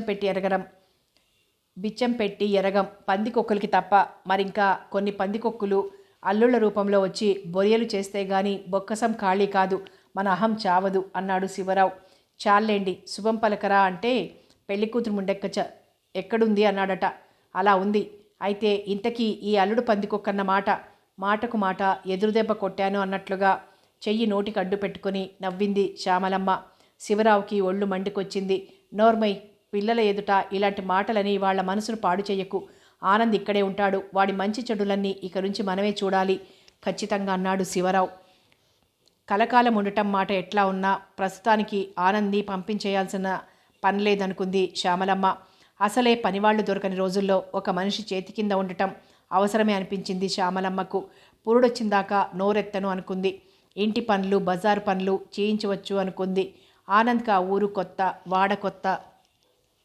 అతను ఎప్పుడు తల్లి బ్రతికి ఉండగా మామయ్య గారి ఊరు రాలేదు. అప్పుడప్పుడు మామయ్యే వెళ్ళేవాడు. అసలు అతనికి ఇప్పుడు ఈ ఊరు రావాలని లేదు, కానీ పరిస్థితులు తీసుకొచ్చాయి. తల్లి చనిపోయింది. శివరావు తప్ప మరొకరు తన వారని చెప్పుకోదగ్గవారు లేరు. తనకు తానుగా బ్రతకాలనిపించినా ఎటూ దరిచేరని చదువు అండ కోరింది. తప్పనిసరిగా మామయ్య ఆశ్రయం చేరక తప్పలేదు. ఇప్పుడు ఆనంద్ ఆశయం ఒక్కటే, తన కాళ్ల మీద తను బ్రతకాలి. అందుకెంత కష్టమైనా నికృష్టమైనా భరించి దొరికిన అవకాశాన్ని వినియోగించుకోవాలి. అది తల్లి బోధించి కనుమూసింది. అందుకే మేనమామ వచ్చి తనతో రమ్మనగానే మారు మాట్లాడకుండా వచ్చేశాడు. కానీ ఇక్కడి మనుషులు, వాతావరణం ఆనంద్కి నచ్చలేదు. తల్లి పోయి అనాథ అయినప్పటికంటే బెంగ, ఒంటరివాడగా మిగిలినప్పటికంటే ఒంటరితనం, మనుషుల మధ్య ఉన్న వెలుగులో ఉన్న చీకటిలో ఉన్న అనుభూతి కలుగుతోంది. ఇంటి పనులు, బయట పనులు చేస్తున్నంతసేపు కాలం దొర్లేది. పనిలేని సమయం భయంకరంగా తోచింది ఆనంద్కి. బావ వచ్చి వారం రోజులైనా ఆనంద్ మైథిలితో మాట్లాడలేదు. మైథిలికి మాట్లాడాలనిపించినా తనకు వినిపించదని, బావ నవ్వుతాడేమోనని దూరంగానే నిలిచి ఆనంద్ని పరికిస్తోంది. ఆనంద్ చాలా మంచివాడిలా కనిపించాడు. ఆ రోజు ఆనంద్ ఏం తినలేదు. ఒక మూల కూర్చొని ఏడుస్తున్నాడు. మైథిలి చిన్నారి మనసు బరువెక్కిపోయింది. ఆనంద్ ఏడుస్తుంటే దూరంగా ఉండలేకపోయింది. పొద్దుట్నుంచి అలా ఏడుస్తున్నా శ్యామలమ్మ ఎందుకనలేదు, బుజ్జగించలేదు, ఆదరించి అన్నానికి కూడా పిలవలేదు. బావా ఏడవకు అంటూ మైథిలి వచ్చి ఆనంద్ దగ్గరగా కూర్చుంది. ఆనంద్ చేతి మీద చెయ్యి వేసింది. మైథిలి సుతిమత్తిని మనసులాగే ఉంది ఆమె చెయ్యి. అత్త కోసం ఏడుస్తున్నావా? అత్త దేవుడి దగ్గరికి వెళ్ళిపోయిందిగా, ఎంత ఏడ్చినా రాదట. ఏడవకు బావా, నువ్వేడుస్తుంటే నాకు ఏడుపోస్తుంది అంది. అప్పటికే మైథిలి కళ్ళు నిండిపోయాయి. ఆనంద్ తలెత్తి మైథిలి వంక చూశాడు. అంతవరకు మైథిలితో మాట్లాడలేదు. ఆ పిల్ల బావా బావా అంటుంటే ఏదో ఆత్మీయతగా అనిపించింది. నేనేడుస్తే నీకెందుకు ఏడిపోస్తుంది? నేనంటే నీకిష్టమా? అసహ్యం వేయటం లేదా అన్నాడు. ఆనంద్కి తెలీదు మైథిలికి వినిపించదని. బావా, ఇవాళ నుంచి మనిద్దరం కలిసే అన్నం తిందాం. నేను వడ్డిస్తా. నాకొచ్చు, నువ్వేడవద్దు. ఎంచక్క అన్నాలాట, బొమ్మలాట ఆడుకుందాం. కానీ బావా, నువ్వు కూడా నన్ను చూసి నవ్వుతావా అందరిలాగా? ఆ మాటలంటుంటే మైథిలి ముఖం చిన్నబోయింది. కళ్ళ నిండా నీళ్లు చిప్పిల్లాయి. ఎందుకు నవ్వటం? నువ్వు చాలా మంచిదానివి అన్నాడు. రా అన్నం తిందాం. నీకోసం నేను కూడా పొద్దున్నుంచి అన్నం తినలేదు తెలుసా అంటూ చెయ్యి పట్టుకుని ఆనంద్ని లేపింది. అన్నం తింటున్నంతసేపు ఆనంద్ ఏవేవో మెల్లగా చెప్తూనే ఉన్నాడు. మైథిలి వడ్డిస్తోంది. కానీ ఎన్ని చెప్పినా మైథిలి ఏమీ అనదు, అడగదు. అసలు వింటుందో లేదో అన్న అనుమానం వచ్చింది ఆనంద్కి. మైథిలి చేతి మీద చిన్న దెబ్బ వేసి నిద్రపోతున్నావా అన్నట్లుగా కళ్ళు మూస్తూ తెరుస్తూ అడిగాడు. నిద్రపోతున్నావా అంటావా? లేదు, నిన్నే చూస్తున్నా అంది నవ్వుతూ. చూస్తున్నావా? వింటం లేదా? తన రెండు చేతులు చెవుల దగ్గర కళ్ళ దగ్గర పెట్టుకుని అడిగాడు ఆనంద్. నాకు వినిపించందే ఏం వినను? మైథిలి ఏడ్చింది. ఒక్క మాటుగా ఆ చిన్నారికి దుఃఖం పొర్లుకొచ్చింది. అలాగా? ఆశ్చర్యపోయాడు. అందుకే కాబోలు నేనేది అడిగినా ఏదో చెబుతోంది. నాకు తల్లి తండ్రి కరువైనా ఏ లోపమూ లేదు భగవంతుని దయవల్ల. మైథిలికి అందం, ఐశ్వర్యం, తల్లి తండ్రి అన్నీ ఉన్నా నిర్భాగ్యురాలే. మైథిలి అందుకే ఒంటరిగా, అందరికీ దూరంగా బిక్కుబిక్కుమంటూ కూర్చుంటుంది. నేనుండగా మైథిలి ఒంటరిగా ఉండకూడదు. నాకు మైథిలికి నేను అనుకున్నాడు. ఆ రోజు మొదలు మైథిలి ఒంటరి జీవితానికి స్వస్తి చెప్పింది. ఆనంద్ ఎన్నో విషయాలు పలక మీద రాసి చెప్తాడు, మాట్లాడతాడు, నవ్వుతాడు, నవ్విస్తాడు, కవ్విస్తాడు. మైథిలి మనసు నిండా ఆనంద్ నిండిపోయాడు. కానీ చూసేవారందరికీ ఆనంద్ రూపం కనువిందు చెయ్యదు. నల్లగా, పొట్టిగా, చిరిగిపోయిన లాగు వేసుకుని అందవికారంగా కనిపిస్తాడు. అదే శ్యామలమ్మ చీదరింపుకి మొదటి కారణం. అందులో పేదవాడు, తన మీద ఆధారపడ్డ దౌర్భాగ్యుడు. ఆనంద్ ఆ రోజు పేపర్లో తన నెంబర్ చూడగానే సంతోషం పట్టలేకపోయాడు. మామయ్య, నేను 10వ క్లాసు ఫస్ట్ క్లాస్లో పాస్ అయ్యాను, ఇదిగో నా నంబర్ అంటూ వాకిట్లో మంచం మీద కూర్చున్న శివరావుకి చెప్పాడు. పక్కనే మంచం మీద కూర్చున్న శ్యామలమ్మ మూతి విరిచింది 3 వంకర్లుగా. అలాగా, చాలా సంతోషంరా ఆనంద్, మీ అమ్మే ఉంటే ఎంత పొంగిపోయేదో. మరిప్పుడు ఏం చదువుదామనుకుంటున్నావు? నేనేమీ అనుకోవటం లేదు మామయ్య. తను అనుకున్నంత మాత్రాన జరుగుతుందా అన్న నిరుత్సాహం కనిపించింది ఆ సమాధానంలో. అనుకోవడం ఏమిట్రా పిచ్చి సన్నాసి, నీ ఇష్టం వచ్చినంత వరకు చదువుకో, నేను చెప్పిస్తా. డాక్టర్ చదువుతావో, ప్లీడర్ అవుతావో, ఇంజనీర్ అవుతావో ఆలోచించుకో శివరావు హామీ ఇచ్చాడు. శ్యామలమ్మ ఒళ్ళు భగ్గుమంది, దిగ్గున లేచిపోయింది అక్కడి నుంచి. ఆ సంభాషణ తనకిష్టం లేదని చెప్తున్నట్లుగా అంటూ మూతి 3 వంకర్లు తిప్పుకుంది. ఆ మాత్రం ఆసరా ఆదుకునేవాళ్ళు తనకున్నారు అనిపించగానే కోరిక మొలకెత్తింది. ఆ ఆసరాతో పైకెక్కాలనిపించింది. నీ ఇష్టం మామయ్య, నువ్వేది చదవమంటే అది చదువుతా. కానీ అమ్మకి మాత్రం నేను ఇంజనీర్ని కావాలని కోరిక. తన కోరిక అదేనని చెప్పలేక తల్లి కోరిక బయటపెట్టాడు ఆనంద్. మేనల్లుడి మనసు గ్రహించాడు శివరావు. అలాగే కానీరా, అమ్మ కోరికే అందరి కోరికాను అన్నాడు ఆప్యాయతగా చూస్తూ. ఆనంద్ ఉప్పొంగిపోయాడు. ఆ విషయం మైథిలితో చెప్పాలని వెళ్ళాడు. ఇంజనీర్ అంటే మాటలా? 5 ఏళ్లు చదవాలని ఎవరో చెబితే వింది శ్యామలమ్మ. బోలెడు డబ్బు ఖర్చవుతుందట. ఇంజనీర్ అంటే చిన్న చదువు కాదటగా, బోల్డు డబ్బు అవుతుందట. ఎందుకొచ్చిన పిత్తలాటకం మనకి? ఆ పిల్లాడిని ఏ కొట్లోనో పెట్టించండి, వాడి బ్రతుకు వాడు బ్రతుకుతాడు అంది భర్తతో. భర్త మాటంటే తప్పడని శ్యామలమ్మకు తెలుసు. కానీ ముందు ఆలోచనగా విశదీకరిస్తే వినకపోతాడా అనుకుంది. శివరావు మాట్లాడలేదు. పుట్టేది ఆడో మగో ఎవరైనా వాళ్ల చేతికి చిప్ప ఇవ్వలేం కదా. ఉన్నదంతా ఊడ్చి అడ్డమైన వారికి. మాట పూర్తి కాకుండానే శివరావు చెయ్యి శ్యామలమ్మ చెంపను తాకింది. అలా జరుగుతుందని శ్యామలమ్మ అనుకోలేదు. అలా చేస్తాడని, చెయ్యాలని శివరావు ఊహించలేదు. మొట్టమొదటిసారిగా భార్య మీద చేయి చేసుకున్నందుకు బాధ కలిగింది ఆయనకి. నిండు గర్భిణి అన్న విచక్షణ జ్ఞానం కూడా నశించి భర్త చేయి చేసుకోవడానికి కారణభూతుడైన ఆనంద్ ఒక పెను పిశాచిలా కనిపించాడు. ఆ క్షణాన ఒక దిక్కులేని పక్షి, కురూపి, అర్భకుడు కారణంగా తాను అవమానాల పాలు కావడం సహించలేకపోయింది శ్యామలమ్మ. మొవ్వలో పుట్టిన పురుగు చెట్టునే నాశనం చేస్తుంది. వచ్చి నెల దాటకుండానే భర్త తనపై చేయి చేసుకున్నాడు. నిజంగా ఆ వెధవ ఇంజనీర్ అయితే తనకు ఆ ఇంట నిలిచే స్థానం కూడా ఉండదు. మొగ్గలోనే తుంచాలి, పువ్వు కానివ్వరాదు. శ్యామలమ్మ మనసులో ఉడికిపోయింది. చెంప రాసుకుంటూ భర్త వంక చూస్తూ నుంచుంది. వాడు అడ్డమైన వాడు కాదే, నా మేనల్లుడు, నాకు కాబోయే అల్లుడు, యోగ్యుడు. వాడి నీడలో బేబీ బ్రతుకుతుంది, చావదు అన్నాడు కొంచెం ఉద్రేకంగా. అది చూస్తా. దరిద్రుడు ఈ ఇంటి అల్లుడెలా అవుతాడో అని అనాలనిపించిన పైకి అని అనర్థం కొని తెచ్చుకోదలుచుకోలేదు శ్యామలమ్మ. విని విననట్టు ఊరుకుంది. కానీ మనసులో జ్వాలలు ఎటుపోవాలో దారి తెలియక లోపలే కుంగదీస్తున్నాయి. మరి 2 రోజులకే శ్యామలమ్మ నల్లపూసల గొలుసుపోయింది. ఆ మాట భర్తతో చెప్పకుండా ముందు ఎరుగు పొరుగులతో చెప్పుకొని వాపోయింది. ముదనష్టపు వాళ్ళంతా కొంపలో చేరితే కీడు మూడకేమవుతుందంట. పుడుతూనే పాము కరిచి తండ్రి చచ్చాడు, తల్లి ముండమోసింది. పోనీ ఆ తల్లైనా పూర్ణ ఆయుర్దాయంతో బ్రతికిందా? అర్ధాయుష్తోనే కళ్ళు మూసింది. ఇక ఆ శనిపాదం ఇక్కడ పడింది. ఇవాళ నల్లపూసలు పోయాయి, రేపు పురుడొచ్చి ఏ గుర్రపు వాతమో వచ్చి నేను పోతా, అప్పుడు కానీ ఇనపగజ్జల తండ్రి పాదమహిమ పూర్తి కాదు అంటూ ఆనంద్ వినేటట్లుగా వాపోయింది. ఆనంద్ పెద్ద ఆరిందా కాకపోయినా 10వ క్లాస్ పాస్ అయినవాడు. ఆ మాత్రం అర్థం చేసుకోకపోలేదు. నిజమే, నా పాదం మంచిది కాదు కాబోలు. అత్తయ్య మామయ్య బాగుండాలి.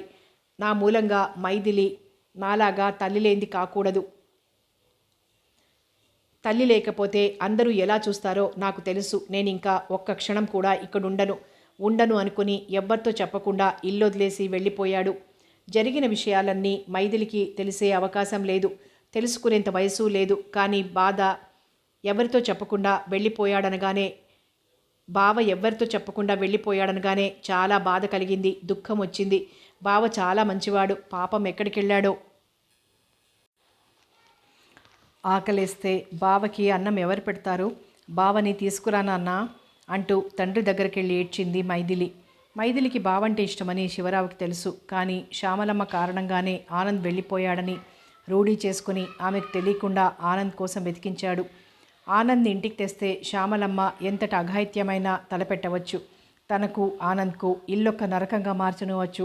ఆ స్థితి తన చేతులారా తెచ్చి నలుగురి చేత చెప్పించుకునే స్థితి తెచ్చుకోవడం తెలివి తక్కువతనంగా అనిపించింది. అతను ఆచూకీ కూడా ఎవరికీ తెలియకుండా చదివించాడు. ఆ తరువాత ఆనంద్ మరి మైథిల్ని చూడలేదు, అక్కడికి రాలేదు. శ్యామలమ్మకు మళ్ళీ ఆడపిల్లే పుట్టింది. అందరూ ఆనంద్ని మర్చిపోయినా మైథిలి మర్చిపోలేదు. బావ వస్తాడని ప్రతిక్షణం ఎదురు చూస్తూనే ఉంది. కానీ బావ రాలేదు. శివరావు కూడా చెప్పలేదు బావ ఆచూకీ. మైథిలి పెరిగి పెద్దదవుతున్న కొద్దీ పరిస్థితుల్ని అవగాహన చేసుకుంటోంది. తల్లి మాటలు వినలేకపోయినా స్వభావాన్ని అర్థం చేసుకునే వయసు వచ్చింది. ఆడపిల్లకి 15 ఏళ్లకే 10 ఏళ్ళు ముందుకు జరిగి 25 ఏళ్ల పెద్దరికాన్ని సంతరించుకుంటుంది. బావ తనంతట తాను వెళ్ళి ఉండడు. అమ్మే వెళ్ళగొట్టిందో, లేక ఏమైనా గాయపరిచే మాటలందో, లేకపోతే బావ నాతోనైనా కనీసం చెప్పి వెళ్ళకపోవడానికి నేనేం చేశానని. నేనంటే బావకి చాలా ఇష్టం. పాపం బావ అమ్మ మూలంగానే ఎక్కడికో వెళ్ళిపోయాడు. ఇప్పుడు ఎలా ఉన్నాడో, ఎక్కడున్నాడో అనుక్షణం ఇదే ఆలోచన. కానీ కనీసం తండ్రికి తెలుసేమో కనుక్కోవాలనిపించింది బావ ఆచూకీ. తండ్రి చెట్లకి గొప్పులు తవ్వుతున్నాడు. శ్యామలమ్మ ఎక్కడికో వెళ్ళింది. శివరావు అలా ఒంటరిగా ఎప్పుడు దొరుకుతాడా అని ఎదురుచూస్తున్న మైథిలి నెమ్మదిగా తండ్రి దగ్గరికి వెళ్ళి నుంచుంది. ఎంతసేపైనా శివరావు మాట్లాడకుండా తన పని తను చేసుకుంటున్నాడు. మైథిలి కలగజేసుకుని ప్రారంభించింది. నాన్న అంది. ఆ పిలుపుకి శివరావు తలెత్తాడు. మైథిలి బాగా పొడుగైంది. చీర కట్టుకుంటే చాలా పెద్ద పిల్లలాగా అనిపించింది. ఏమ్మా అన్నట్లు కళ్ళెగిరేసి ప్రశ్నించాడు. బావ ఎక్కడున్నాడు నాన్న అంది. ఆ కళ్ళ నిండా నిండిన నీళ్లు శివరావు కళ్ళబడ్డాయి. ఆనంద్ ఇల్లు విడిచి వెళ్ళినప్పుడు ఆనంద్ కోసం బిలబిలలాడింది. ఆ తర్వాత కనీసం తన బాధ్యతగా కూడా ఆనంద్ ఆచూకీ చెప్పి మైథిలిని సంతోషపెట్టలేదు. కానీ ఇంకా బావ కోసం మైథిలి మనసు తహతహలాడుతుందంటే మైథిలి మనసులో ఆనంద్ ఎంత చోటు చేసుకున్నాడో అర్థం చేసుకున్నాడు శివరావు. కానీ నీకు అన్యాయం చేసిన పాపులమ్మ మీ తల్లిదండ్రులు అని రోధించింది అతని మనసు. కనీసం ఇప్పుడైనా బావ ఆచూకీ చెప్పడం నా కనీస ధర్మం అనుకున్నాడు. ఉన్నాడమ్మా, బావ బంగారు తండ్రిలా ఉన్నాడు. బావ ఇప్పుడు ఉత్త బావ కాదు, ఇంజనీర్ అని మట్టిలో రాసి చెప్పాడు. మైథిలి మనసులో కోటి వీణలు ఒక్కసారి మోగాయి. ఆ క్షణంలో ఆమెకు అంతా నాదమయం. బావ పిలుపే వినిపించింది. ఆ నాదంలో వసంతుడి పిలుపుకి ప్రకృతి పులకిస్తుంది. ఆ పిలుపు ఆ ప్రకృతికే పరవశిస్తుంది, వినిపిస్తుంది, కౌగిలిస్తుంది. ఆ కౌగిలిలో అనంత సృష్టి, ఆ పులకింతలో ప్రకృతి ప్రసవిస్తుంది, ఆనందమయం చేస్తుంది. కానీ ఈ మైథిలి మనసంతా వనం, వనమంతా పుష్ప సౌరభం, పువ్వు పువ్వుకో భ్రమరం, భ్రమర సముదాయపు సముద్ర సంగీతం, సాహిత్యం, శృతి లయ అన్నీ ఒక్కటిగా మైథిలి మనోవనం సంగీతమయమై పరవశించింది. నాన్న ఈ ఒక్క మాట చాలు నాన్న నే బ్రతకటానికి అనుకుంది. ఆ రాత్రి మైథిలి మనసంతా భావమయం. బావతో ఎన్నెన్నో ఊసులు చెప్పుకుంది. బావ ఎక్కడున్నా పారిపోవాలన్న బలమైన ఓ కోరిక పుట్టింది. కానీ ఎలా? మైథిలి ఆకుచాటు పిందె. ఆకుమాటు పోతే ఏ పక్షులో, క్రిములో, కీటకాలో పిందెని కొరికేస్తాయని భయం. ఆ భయం ఆకుకు లేకపోవచ్చు, కానీ తీగను పెంచే యజమానికి తప్పదు. అతని కళ్ళన్నీ ఆ తీగ మీదే ఉంటాయి. వాటిని కాపాడటం అతని ధర్మం. పీటల మీద పెళ్ళిళ్ళు ఆగిపోయాయని తను ఎన్నో చోట్ల చదివింది. తాంబూలాలు పుచ్చుకున్నంత మాత్రాన తను పరాధీన ఎలా అవుతుంది? తాళి కడితేనే తప్ప తన మీద ఎవరికీ అధికారం రాదు. బావకి ఉత్తరం రాస్తే తనకి పెళ్లి చెర వదిలిస్తాడు, తనని రక్షిస్తాడు, తన దాన్ని చేసుకుంటానంటే నాకంతకన్నా ఇంకేం కావాలి అనుకుని ధైర్యం చేసి ఉత్తరం రాసింది. ఆ ఉత్తరం రాయడానికి ఎన్నో రోజులు పట్టింది. తన మనసంతా అక్షర రూపంలో కాగితం మీద పరిచింది. ఎవ్వరికీ తెలియకుండా పోస్ట్ చేయాలనుకుంది. పురాణ పురుషులకు మళ్ళీ తనకు నచ్చిన రీతిన వివాహమాడి రక్షించమని ప్రాధేయపడింది. రాసింది పదే పదే చదువుకుంది. ఎవ్వరూ చూడకుండా దాచుకుంది ఉత్తరాన్ని తన గుండెల్లో. ఈ చీర పెళ్లికూతుని చేయడానికి అంటూ పట్నం వెళ్ళి తెచ్చిన చీరలు దుకాణంలా మంచం మీద పరిచి చుట్టుపక్కల అమ్మలక్కలందరికీ చూపిస్తోంది. ఇంతకీ బియ్యపురాలు చీరేదే శ్యామల? చనువుగా ఒక ఆమె వచ్చే చీరలన్నీ తీసి వెతికింది. ఆ అబ్బాయికి తల్లి తండ్రి లేరటగా, పాపం పినతండ్రి దగ్గరే పెరిగేటగా. పిల్లవాడి ఆరా మెల్లగా అడిగింది ఓ చంద్రవదన. పిన్నో పీచో లాంఛనాల దగ్గరికి వచ్చేటప్పటికి నేను పిల్లాడిని కనకపోయినా ప్రాణం పోసి పెంచాను. కన్న తల్లికున్న హక్కులన్నీ నాకు ఉంటాయి. కావాలి అంటూ తయారవుతారుగా ఈవిడ గారికి ఈ చీర అంటూ మరీ భారీ చీర కాకపోయినా నాసిరకం చీర కాదు, పట్టు చీర తీసి చూపించింది శ్యామలమ్మ. అబ్బో 200-300 ఉంటుంది, ఎలాగైనా శ్యామలమ్మత్తది భారీ చెయ్యి అంది మరో ఇందువదన. ఆవిడ అంతస్తు తాహతు తక్కువ కాకుండా చేస్తుంది. అయినా అల్లుడు కూడా అత్త తాహతుకు తీసిపోని వాడే దొరికాడులే. కోడలి వరుస కోమలాంగి అత్తను పొగిడి మునగకొమ్మ ఎక్కించింది. అలా పొగడకపోతే ఆ చీరలు చూపించదు, ఆహ్వానాలు అందించదు శ్యామలమ్మ. ఆ విషయం తెలిసే ఆమెకి నచ్చిన తీరున మెచ్చుకుంటూ మెత్తగా పనులు గడుపుకుంటారు.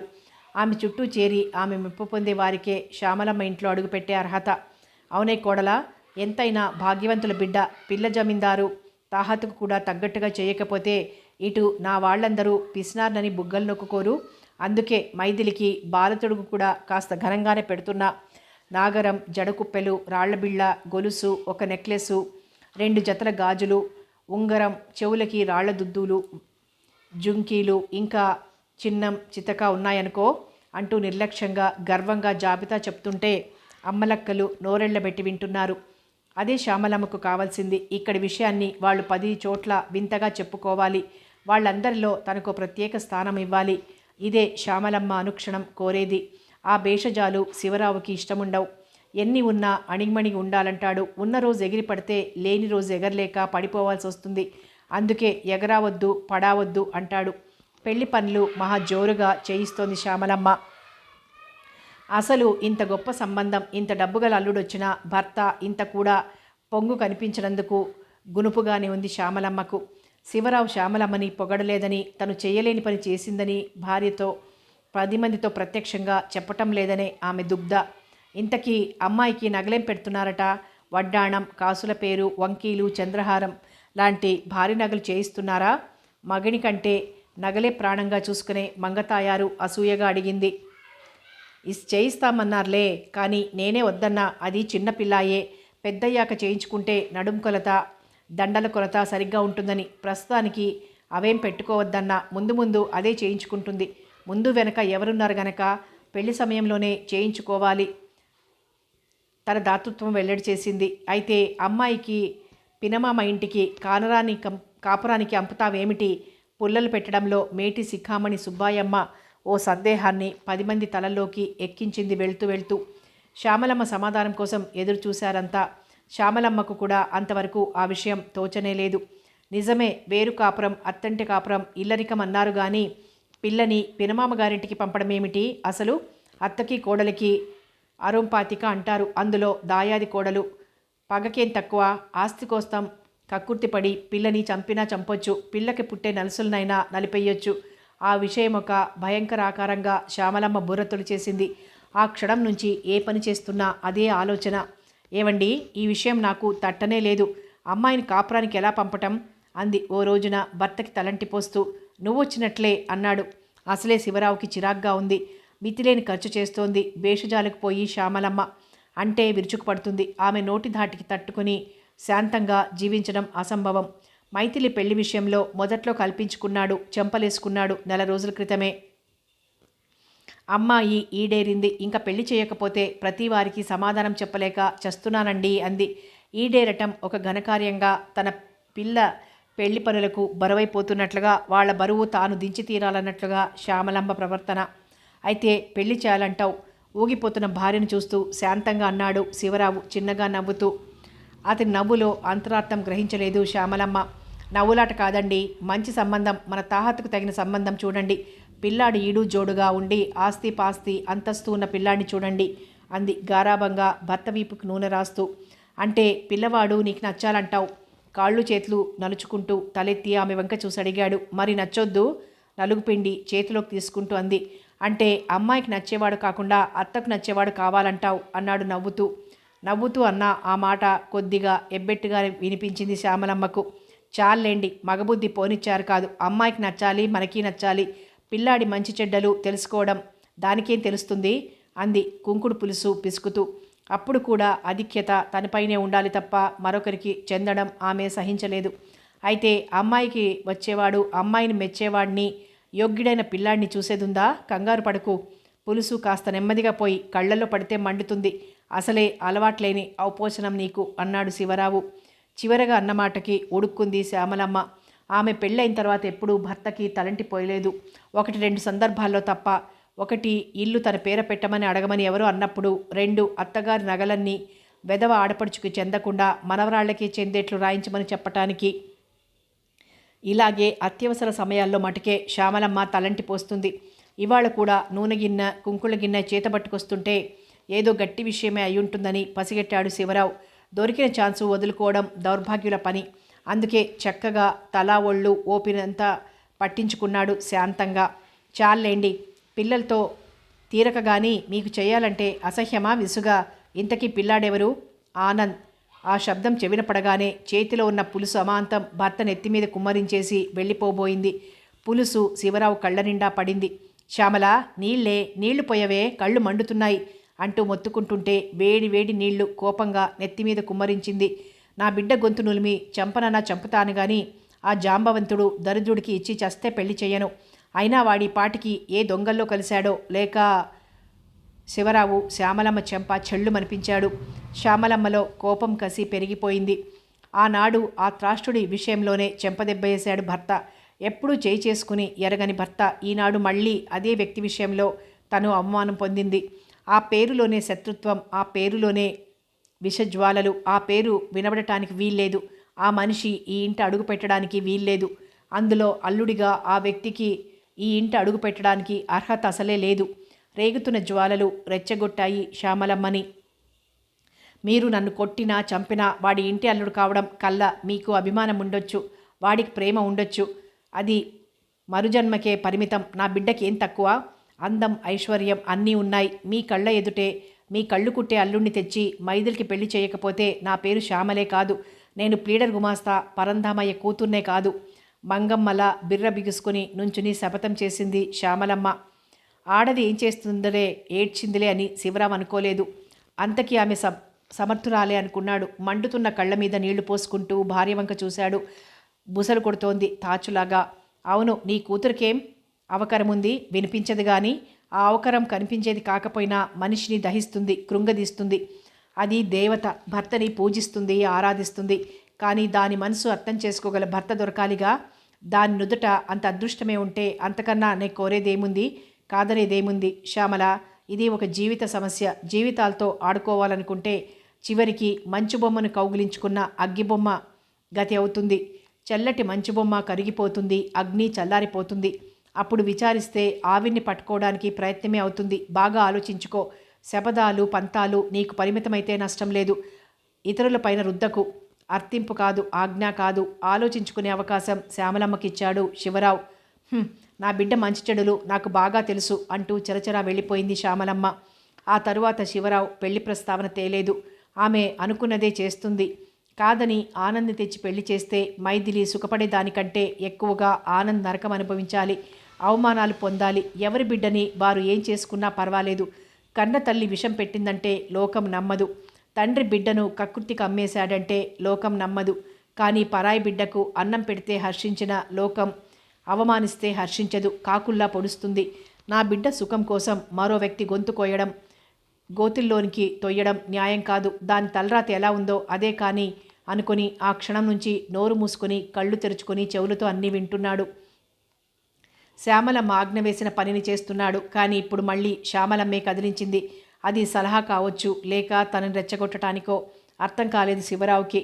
అయినా ఏదో ఒకటి చెప్పక తప్పదు అని చెప్పాడు. నేను వచ్చినట్లుగా అది వెళ్ళటానికి అది దాని సొంత అత్తవారిలా ఏమన్నానా? మరైతే ఏం చేస్తావు? అసలు దాన్ని కాపురానికే పంపవా? అంతా నీ ఇష్టం మీదే ఉంది. ఇది కూడా నీ ఇష్టమేనా అన్న అర్థం స్ఫురించింది అతని ప్రశ్నలో.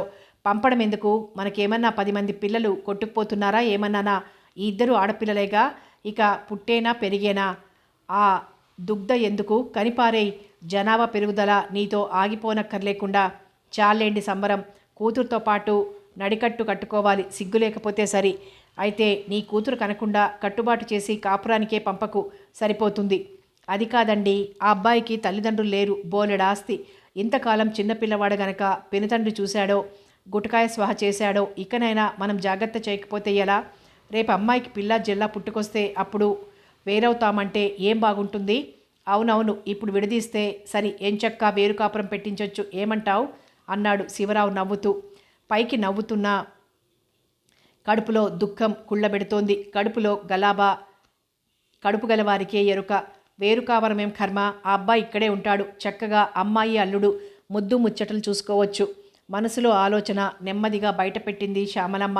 మహాషోక్గా ఉంది. ఆడపెత్తనం, ఆలోచన లేని వ్యవహారం అనుకున్నాడు మనసులో. అంటే ఇల్లరికం అన్నాడు విరగబడి నవ్వుతూ. శ్యామలమ్మకి ఆ నవ్వు నచ్చలేదు. ఇల్లరికమేం కాదు, అతనికున్నదేదో తెచ్చుకొని ఇక్కడ పెట్టుకుంటాడు. మనం పెద్దవాళ్ళం ఉన్నాం గనక మంచి చెడు చెప్తూ జాగ్రత్తగా చూడొచ్చు. ఎలా ఉందంటారు నా ఊహ? తన తెలివిని మెచ్చుకోవాలని ఆశగా చూస్తూ అడిగింది టవలిస్తూ. ఊహే అనుకొని ముభావంగా ఊరుకొని ఒక నిట్టూర్పు విడిచి కళ్ళ మీద చేతులు పెట్టుకున్నాడు. అసలే కళ్ళు పులుసుపడి మంటగా ఉన్నాయి. తన మనసులో రూపం దాల్చిన ఆలోచన భర్త చెవిన వేసి తృప్తిగా నిట్టూర్చింది శ్యామలమ్మ. ఈ విషయాలన్నింటికీ అతీతంగా ఉంది మైథిలి. ఆమెకు తన భర్త అందం, చందం, ఐశ్వర్యం, సంసారం, సుఖం వీటి మీద దేని మీద లేదు. తను రాసిన ఉత్తరం బావకు ఎలా చేర్చాలి అన్నదే అహోరాత్రులు ఆమె ఆవేదన, ఆశ, కోరిక. ఇంటికి వెళ్ళవెయ్యగానే ఏదో కాంతి, కళ వస్తుంది. గుమ్మాలకు పసుపు కుంకాలు పెట్టగానే మంగళకరమైన కళ వస్తుంది. మరి పందిరి వేస్తే పెళ్లి కళతో కళకళలాడిపోతుంది. దొడ్డివాకిట్లో తాటాకుల పందిరి వేస్తున్నారు పనివాళ్ళు. ఇల్లు కళకళలాడిపోతోంది. ఎవరి పనులు వారివి. అప్పడాలు, వడియాలు, ఇరుగు పొరుగులు వచ్చి పెళ్లి కబుర్లు, తమ పెళ్లినాటి ముచ్చట్లు చెప్పుకుంటూ క్షణాల మధ్య చేసేస్తున్నారు. పెళ్లి సమిష్టి ఆనందం. మైథిలి పెళ్లి కూతురు గనక పని లేదు. అందరిలాంటిదైతే తోటి స్నేహితుల వేళాకోళాలు, కబుర్లు, కిలకిలలు ఉంటాయి. కానీ మైథిలికి ఆ అవకాశం లేదు. ఎప్పట్లా ఒంటరిగా కూర్చున్నా శాంతి లేదు. ఆ అశాంతిలో ఏం చెయ్యాలో తెలియటం లేదు ఆమెకు. తండ్రి దూరంగా వరండాలో శుభలేఖల అడ్రస్సులు రాస్తున్నాడు. తల్లి దగ్గర కూర్చొని చెప్తోంది. సుమిత్ర స్నేహితురాళ్లతో కలిసి 4 స్తంభాలాట ఆడుతోంది పందిరి గుంజల దగ్గర. మైథిలి మెల్లగా తండ్రి దగ్గరికి వెళ్ళి కూర్చుంది. అన్ని శుభలేఖల మీద అడ్రస్సులు రాసిస్తున్నాడు తండ్రి. శ్యామలమ్మ గంధం, పసుపు, కుంకుమలు నలుమూలలా పెడుతోంది. అందరి పేరు సరిగా రాశారో లేదోనని ప్రతి అడ్రస్సు, పేరు చూస్తోంది. అన్నయ్యకు రాశారు అన్నట్లు వేరే కార్డు కూడా రాయండి, 4 రోజులు ముందుగా రమ్మని. అన్నట్లు మా వెంకాయమ్మ అత్తయ్యకి రాశారా? పాపం, నాకు వేలు విడిచిన మేనత్త అయినా ఎంత అపేక్షో ఆవిడకు అంటూ మరీ రాయించింది. అంతలో ఒక కార్డు చేతిలోకి తీసుకుని, వీడెవడు, మనకు తెలిసిన వాడల్లే లేదే పేరు అంది చురుగ్గా భర్త వంక చూస్తూ.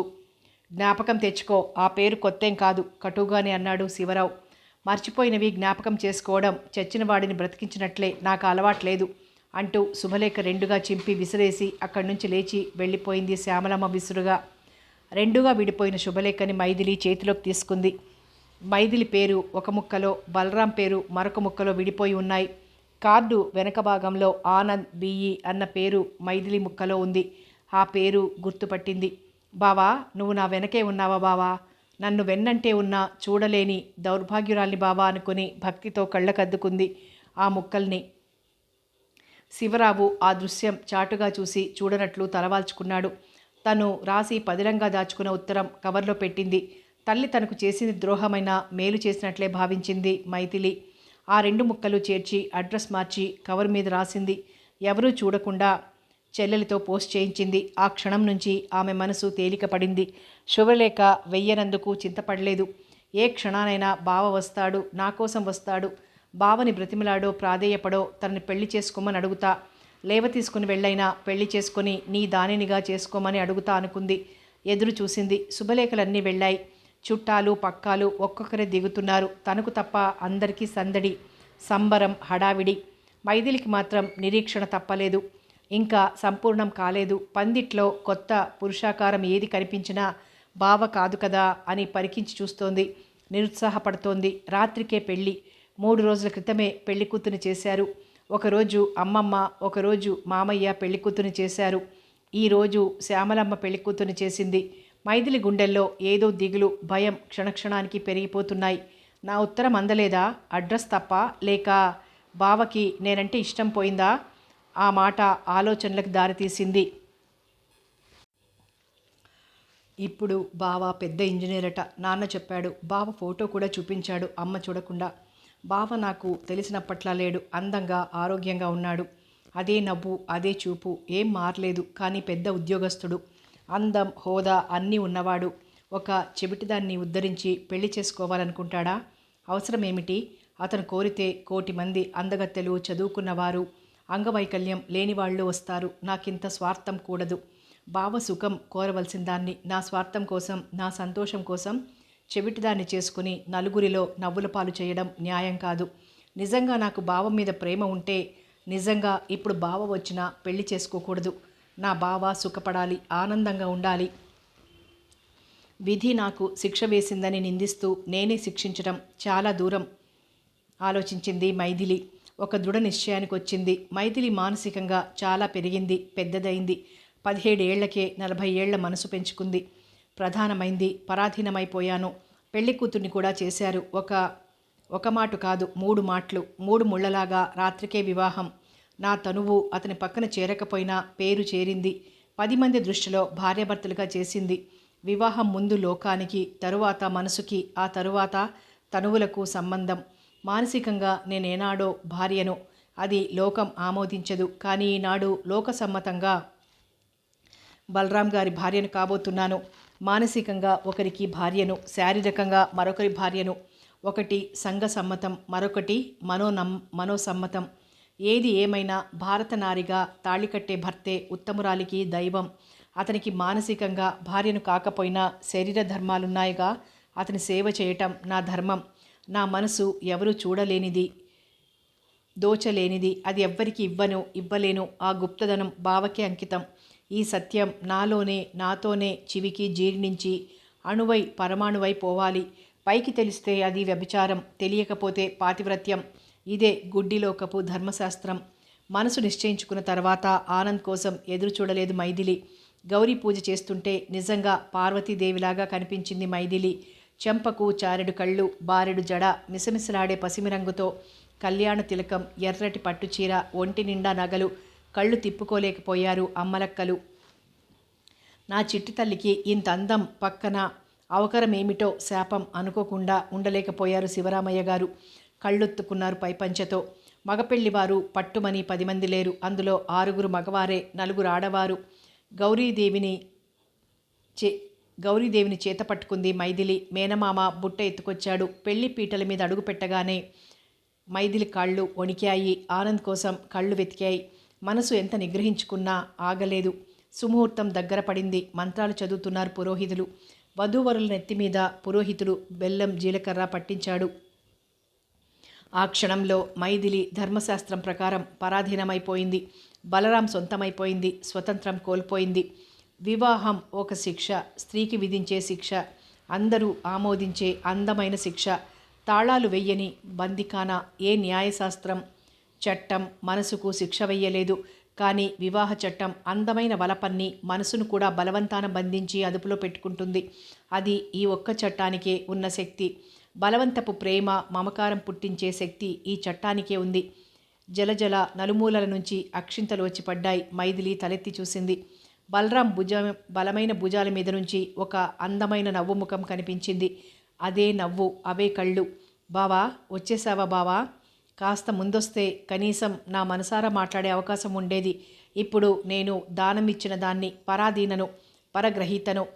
నీతో కనీసం నోరు విప్పి మనసారా మాట్లాడాలంటే కూడా అనుమతి కావాలి. మైథిలి మనసు రోదించింది, విలవిల్లాడింది. సెలవు లేదట అని ఊరుకున్నారు. మైథిలి కూడా పైకి ఏమీ అనలేదు. పెళ్లి చాలా జోరుగా చేసింది శ్యామలమ్మ అని పెళ్లికొచ్చిన ప్రతివారు మెచ్చుకున్నారు. శ్యామలమ్మ ఉబ్బిపోయింది. బలరాం చూపులన్నీ మైథిలి మీదే ఉన్నాయి. ఆ చూపుల్లో మైథిలి పులకించలేదు, భయపడింది. అతని చూపుల నుంచి తప్పించుకుని తిరిగింది. పెళ్లి 3 రోజులు. కానీ ఈరోజు అతని చూపులనే కాదు, మనిషి నుంచి కూడా తప్పించుకోలేదని ఆ చిన్నారి మైథిలికి తెలీదు. అటువంటి విషయాలు వినే అవకాశం, చూసే అవసరం ఆమెకి కలగలేదు. అబ్బాయి ఆకాస్త అడ్డు తీర్చేసుకుంటానంటున్నాడు అన్నాడు బలరాం పినతండ్రి మాధవయ్య వెళ్ళిపోతూ. కార్యానికి ఏం తొందర లేదులే. పెళ్లి చేయలేదని తొందర చేశారు కానీ కార్యం చేయలేదని ఇప్పుడు ఏం తొందర చెయ్యక్కర్లేదు. అమ్మలక్కలు వచ్చే ఏడు చేసుకుంటే వచ్చే నష్టం లేదు అన్నాడు శివరావు భార్యను పిలిచి. అలాగంటే ఏం బాగుంటుందండి? అతగాడికి పొంగు వయస్సు. ఆగమంటే ఆగుతాడా? తనకి అయిష్టంగా ఉన్న ఏమంటే జమీందార్ అల్లుడు ఏమంటాడోనని జంకింది శ్యామలమ్మ. కానీ శివరావుకి సుతారాము ఇష్టం లేదు. దుక్కలా ఉక్కు ముక్కలా ఉన్నాడు బలరాం. మైథిలి లేత గులాబీలాగా ముట్టుకుంటే కందిపోయేట్లుంది. అప్పుడే కాపురానికి పంపితే ఎక్కడా నలిగిపోతుందో అనిపించింది శివరావుకు. ఏదో నోములు వ్రతాలు ఉంటాయిగా, పండగలని పబ్బాలని అబ్బాయి వస్తూ పోతూ ఉంటే అమ్మాయికి కాస్త బెదురు తగ్గుతుంది. అది ఇంకా చిన్నపిల్ల అన్నాడు గుంబనంగా. శ్యామలమ్మకు తట్టవలసిన మాటది. బాగుందండి మీ వరుస. బెదురేమిటి కొత్త గుడ్డులాగా? కార్యమైతే అన్ని బెదుర్లు అవే పోతాయి. ఇదేమన్నా చంటిపిల్ల ఏమిటి? 17 ఏళ్ళు దాటుతాయి 10 నెలల్లో.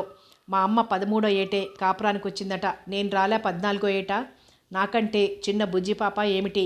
పనిలో పని ఆ అడ్డు తీరితే అబ్బాయి సరదాగా వస్తూ పోతూ ఉంటాడు అని మరో మాటకు తావివ్వకుండా అన్ని ఏర్పాట్లు చేసేసింది శ్యామలమ్మ. అంతా నీ ఇష్టమే, నేను దిష్టి బొమ్మన మాత్రమే అనుకుని నిట్టూర్చాడు శివరావు ఏం చేసేది లేక. పందిరి మంచం, మల్లెపూలు, తీపి మిఠాయిలు, తెల్లని పాలు, అగరు ధూపాలు మనసుకి ఆహ్లాదం కలిగించినంతగా బలరాం బాహుబంధాలు ప్రియమనిపించలేదు మైథిలికి. ఇనప భీముణ్ణి కౌగిలించుకున్న ధృతరాష్ట్రునిలా కౌగిలించుకుంటే నుగ్గు కాలేదు కానీ స్పృహ తప్పి పడిపోయింది మైథిలి. ఆమెకు మొదటి రాత్రి కానీ బలరాంకి మొదటి స్త్రీ మైథిలి కాదు. అందుకే స్వేచ్ఛగా తన కోరిక తీరా ఆమె మొదటి రాత్రిని తెల్లార్చాడు. మరి 2 రాత్రులు శ్యామలమ్మ బలవంతంగా గదిలోకి తోసి గడియ పెట్టవలసి వచ్చింది మైథిలిని. మైథిలి వణికిపోతుంటే ముసిముసిగా నవ్వుకుని తన మొదటి రాత్రులు జ్ఞప్తికి తెచ్చుకుంది శ్యామలమ్మ. కానీ ఆమె భయానికి కారణం అడగలేకపోయింది తల్లి. అడగవలసిన మాట తండ్రికి ఏమని చెప్పుకోగలదు? తల్లి దగ్గర చనువు లేదు. అయినా ఈ విషయం చెప్పినా అర్థం చేసుకోరు, ఆదరించరు, నవ్వుతారు, సంతోషపడతారు. దానికి అన్యోన్యత, ప్రేమ అనే ముచ్చటైన పేర్లు పెట్టి ముద్దుగా చెప్పుకుంటారు. 3 రాత్రుల్లో మైథిలి ముద్దైపోయింది. జ్వరం వచ్చింది. ప్రేమ, కోరిక కలగవలసిన విషయంలో భయం, అసహ్యం చోటు చేసుకుని కాపురం మొదలుపెట్టాయి. మైథిలికి జ్వరం వచ్చిందని తెలియగానే బలరాంకి ఆ చోట కాలు నిలవలేదు. భోజనానంతరం వక్కపొడిస్తున్న శ్యామలమ్మతో నాకు బోల్డ్ పనులున్నాయి, జ్వరం తగ్గాక మైథిలిని పంపండి అన్నాడు.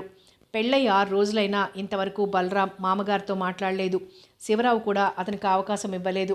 శ్యామలమ్మ చేతి మీదే అన్ని వ్యవహారాలు నడుస్తున్నాయి. అబ్బాయ్, నేనో మాట చెప్తా, ఏమనుకోకు. నీకా తల్లి తండ్రి లేరు. మీ బాబాయ్ పిన్ని మంచితనంతో నువ్వు పెరిగావు, బాగానే ఉంది. కానీ అమ్మాయిని అక్కడికి కాపురానికి పంపడం అంటే నీళ్లు నమిలింది. మాట ఎలా పూర్తి చెయ్యాలో తెలియక తికమక పడింది శ్యామలమ్మ. బాగుండదని నాకు తెలుసండి, కానీ మరో మార్గం లేదే టకీమని అన్నాడు బలరాం. అత్తగారు ఏమంటారో అని ఎదురు చూస్తూ కూర్చున్నాడు. మార్గాలకేం తక్కువ కానీ నీకు అభ్యంతరం లేకపోతే నువ్వే ఇక్కడికి వచ్చేయొచ్చుగా ధైర్యం చేసి మనసులో మాట కక్కేసింది. బలరాం కోరిక అదే. తనకు తానుగా అంటే తక్కువైపోతానని నిక్కుపోయాడు. కొంచెం ఆలోచిస్తున్నట్లుగా నటించి, అత్తయ్య గారు, మీ కోరిక కాదనేంత మొండివాడిని కాను, కానీ నేను టైంకి ఇంటికి వచ్చేవాడిని కాదు. నేను ఎప్పుడొస్తానో ఎప్పుడెలానో నేను గమ్మత్తైన వ్యక్తిని. నన్నెవరైనా ఇదేమిటి అదేమిటి అని ప్రశ్నిస్తే నాకు మహా చిరాకు. నా వల్ల మీకు చిరాకులు కలుగుతాయేమోనన్నదే. ఆ భయం నీకేం అక్కర్లేదులే అబ్బాయ్. ఈ ఇల్లు పరాయిదా? మేం పరాయి వాళ్ళమా? నిక్షేపంగా స్వేచ్ఛగా హాయిగా ఉండొచ్చు. తన పాచిక పారుతున్నందుకు లోలోపల సంతోషపడింది శ్యామలమ్మ. బలరాం వారం రోజుల్లో పెట్టే బేడా సర్దుకుని వచ్చేశాడు. మళ్ళీ అడిగిందాకా ఆగకుండా. కొత్తలో పగలంతా బయట తిరిగినా రాత్రుళ్ళు ఇంటి పట్టునే ఉన్నాడు బలరాం. పగలంతా ఎక్కడికి వెళ్ళేవాడో, ఏం చేసేవాడో, పూల రంగడిలా తయారై తిరిగొచ్చేవాడు. అల్లుడి మోజు కొత్తల్లోనే పాతబడితే పాలేర్లాగా కనిపిస్తాడు. మొదట్లో శ్యామలమ్మ అల్లుడి కోసం పళ్ళు, పాలు, టిఫిన్లు వేళవేళలకి చేసి పెట్టేది. 3 నెలల్లో నిగనిగలాడిపోయాడు బలరాం. మైథిలి వేవిళ్లతో మంచం ఖర్చుకుపోయింది. భార్య అంటే బలరాంకి, అల్లుడంటే అత్తకి మొహం మొత్తిపోయింది. ఏవండి, అల్లుడు పట్టుమని 10 పైసల పూలు కూడా అమ్మాయికి తెచ్చినట్లు కనబడడు. మహా జాగ్రత్త మనిషి అంది. ఏదో అనబోయి ఏదో అంది భర్తతో శ్యామలమ్మ. అవునవును, మహా జాగ్రత్త మనిషి. అమ్మాయికి పూలు అతగాడు తేవడం ఎందుకు? నువ్వు కొంటూనే ఉన్నావుగా ఎత్తి పొడుపుగా అన్నాడు శివరావు. నేను కొంటే దానికేం తృప్తి ఉంటుంది? తన డబ్బు పెట్టి తను సొంతంగా కొనుక్కోవాలని దానికి మాత్రం ఉండదు. తలా తోక కనిపించలేదు శ్యామలమ్మ మాటల్లో. ఇంతకీ అసలు ఆమె మనసులో ఉద్దేశం ఏమిటో చెప్పలేకపోతోంది. ఆ మాటకి శివరావు ఏమీ సమాధానం చెప్పలేదు. ఆయన మౌనం మరీ చిరాకెత్తించింది. ఇంత ఆస్తి పాస్తి ఉన్న అమ్మాయికి చేతి నిండా వాడుకునే అదృష్టం లేనట్లే ఉంది. ప్రతి చిన్నదానికి మనల్ని అడగాలంటే దానికి సిగ్గే. శివరావు ఏదో అడగాలని ఆ రూపేణ మనసులో వేధిస్తున్న విషయం బయటికి కక్కాలని విశ్వప్రయత్నం చేస్తోంది శ్యామలమ్మ. నిజానికి మైథిలికి ఏ ఖర్చు లేదు. అలాగని తల్లినెప్పుడు పైసా కూడా అడగలేదు. ఆ విషయం శివరావుకు తెలుసు. శివరావు దీనికి ఏం మాట్లాడలేదు. ఇప్పుడు అమ్మాయి ఉత్త మనిషి కాదాయే, మందో మాకో డాక్టరో దానికి దీనికి అమ్మాయికి సొంత డబ్బు కావాలంటావు అని కచ్చగా అనబోయి ఎందుకులే అని ఊరుకున్నాడు శివరావు గారు. ఇక లాభం లేదనుకుంది శ్యామలమ్మ. తనెంత మొత్తుకున్నా భర్త కల్పించుకోవటం లేదని ఉడికిపోతోంది. ఒక పక్క సమయం కోసం కాచుకొని కూర్చుంది. సంధ్యవేళ స్నానం చేసి ఉతికిన చీర కట్టుకుని తల్లి దగ్గరికి వచ్చి, అమ్మా అలా గుడికెళ్ళొస్తానమ్మా అంది మైథిలి. శ్యామలమ్మకి మధ్య ఆశ్చర్యం, సంతోషం కలుగుతున్నాయి. కారణం, మైథిలి ఎప్పుడు గుడికి వెళ్తాననదు. దేవుడంటే నమ్మకం లేదేమో అనుకునేది శ్యామలమ్మ. కానీ ఈ మధ్య తరచూ గుడి అంటూ చెల్లెలి తోడు తీసుకుని వెళ్తోంది.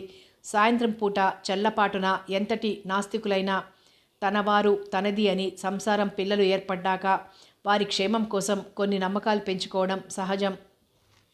పోన్లే, ఆ పుట్టే నలుసు కోసం వాడి క్షేమం కోరుతున్న గుడికి వెళ్తున్నావు, అదే 10,000 అంటూ రొంటిని దోపుకున్న పట్టు సంచి తీసి ₹1 నోటు ఇవ్వబోయింది శ్యామలమ్మ. అక్కర్లేదమ్మా, దేవుడికి లంచం పెట్టి నా కోరికలు తీర్చడు. ఉత్త దండం పెడతాలే, శ్రమలేని పని, ఖర్చులేని పని అంటూ సుమి రా పోదాం అంటూ చకచక చెల్లెలి వెంట వెళ్ళింది మైథిలి నవ్వుతూ. మైథిలికి ఆ నవ్వే వరం. ఆ నవ్వు వెనకాల ఎంత విషాదముందో ఎవరికీ తెలీదు. వెలుగు వెనుక చీకటి ఉందని వెలుగును చూస్తున్నప్పుడు ఎవరూ అనుకోరు. ఏమిటో మెట్ట వేదాంతం అనుకుంటూ కూరగాయల బుట్ట, కత్తిపీట తెచ్చుకొని గుమ్మం ఎదురుగా కూర్చుని కూరలు తరగటం ప్రారంభించింది శ్యామలమ్మ. వంటింటి దొడ్డి గుమ్మంలో కూర్చుంటే వీధి తలుపు దాకా సూటిగా కనిపిస్తుంది. శివరావు పొరుగురు వెళ్ళాడు పొలం పని మీద. వేసవి కాలం కావడంతో 6 గంటలైనా పొద్దు కూకలేదు. వీధి గుమ్మంలోంచి ఎవరో వస్తున్నట్లు కనిపించింది. శివం శివం అంటూ అరుచుకుంటూ వస్తున్న వ్యక్తిని శ్యామలమ్మ గుర్తుపట్టింది. భర్త స్నేహితుడు, తనను చెల్లెమ్మ అని పిలిచే చనువు గలవాడు శ్రీపతి. రండి శ్రీపతన్నయ్య, ఇంటి దగ్గర వదిన పిల్లలు అంతా క్షేమమేనా అంది కాళ్ళు కడుక్కోవడానికి నీళ్ల చెంబందిస్తూ. ఆహా, అంతా క్షేమమేనమ్మా. ఇంతకీ మా శివంగాడెక్కడా? వారిద్దరూ ఉత్త స్నేహితులే కాదు, ప్రాణ స్నేహితులు. వారిద్దరి మధ్య అరమరికలు లేవు. శ్యామలమ్మ కూడా మనసు విప్పి మాట్లాడుతుంది శ్రీపతి గారితో. పొరుగురు వెళ్ళారన్నయ్య, ఇప్పుడో కాసేపటికో వచ్చేస్తారు. ఈ లోపల మీరు విశ్రాంతి తీసుకోండి అంటూ కాఫీ తీసుకొచ్చి ఇచ్చింది. విశ్రాంత పాడా, వాడితో అలా జరుగుడు పని పడొచ్చాను, వాడు లేడు, నేను రాత్రికి వెళ్ళాలి మళ్ళీ అన్నాడు శ్రీపతి గారు చిరాగ్గా. ఆయన పట్నంలో ప్లీడరు. ఈ ఊళ్ళో పొలాలు ఇల్లు ఉన్న వ్యవహార రీత్యా అప్పుడప్పుడు వచ్చి 1-2 రోజులు ఉండటం మామూలే. ఏమిటన్నయ్య అంత తొందర? శ్యామలమ్మ అడిగింది. తొందరంటే తొందర కాదనుకో అమ్మాయి, నీ మేనకోడలేదు, మొన్న పెళ్ళైంది. దాని భర్త తాలూకు పొలాలేవో ఆ ఊళ్ళో ఉన్నాయట. అవి అమ్మించి ఏదైనా వ్యాపారం పెట్టించాలని నా తాపత్రయం.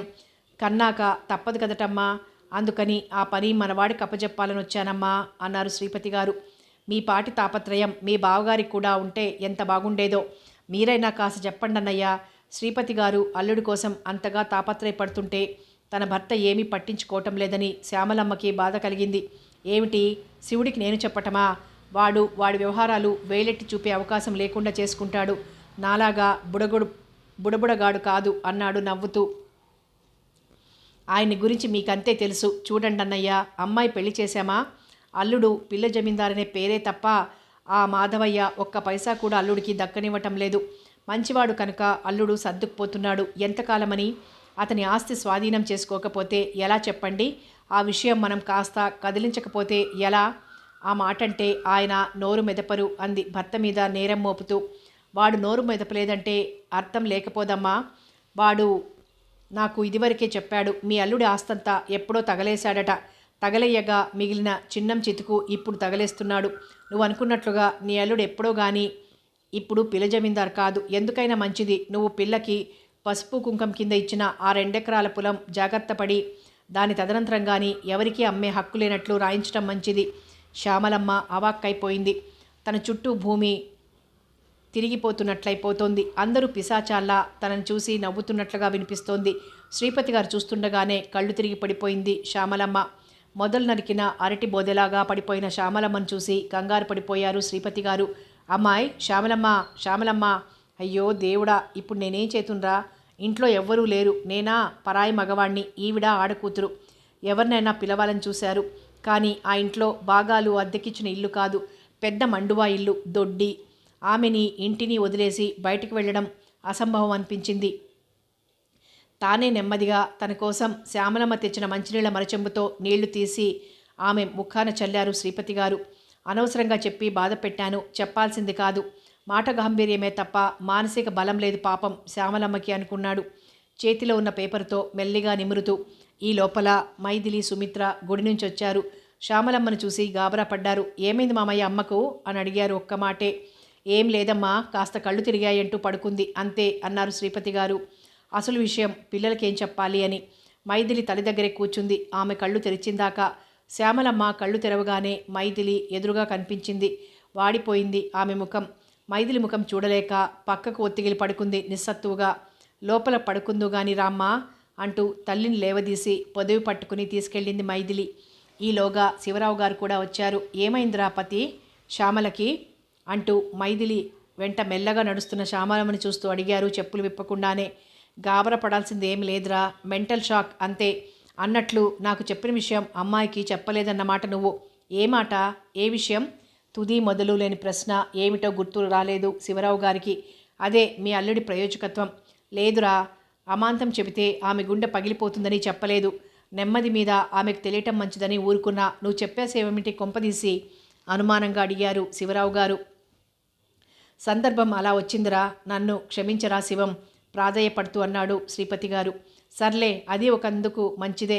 కొన్ని విషయాలు దాచినా దాగవు. ఇంకా కొద్ది రోజుల్లో మా అల్లుడి ప్రయోజకత్వం ఇంకా ఊరున పడుతుంది. మా బ్రతుకులు బజార్న పడతాయి. మనిషికి ఏ పిచ్చి పట్టినా బాగు చేయొచ్చు కానీ డబ్బు పిచ్చి పడితే అన్నీ అనర్థాలే. తప్పదు మరి. చేసుకున్న వారికి చేసుకున్నంత మహదేవ అన్నారు పెద్దలు. నిట్టూరుస్తూ జారగిలబడ్డారు శివరావు గారు. అంటే నా నోటితో నేను చెప్పుకోనక్కర్లేదు. ముందు ముందు అన్నీ నీకే వినిపిస్తాయో, నువ్వే నాతో చెప్తావో.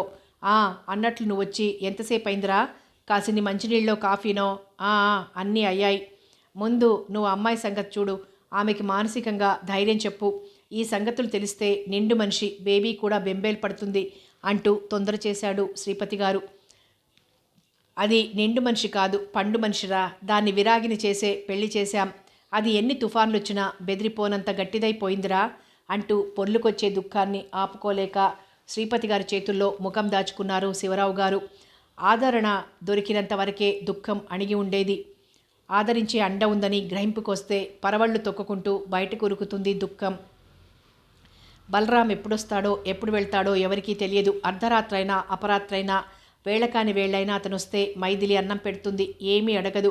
ఎక్కడికి వెళ్ళారు అనదు, ఎప్పుడొస్తారు అనదు, నన్ను ఎక్కడికైనా తీసుకెళ్ళమనదు, నాకు డబ్బు కావాలందు.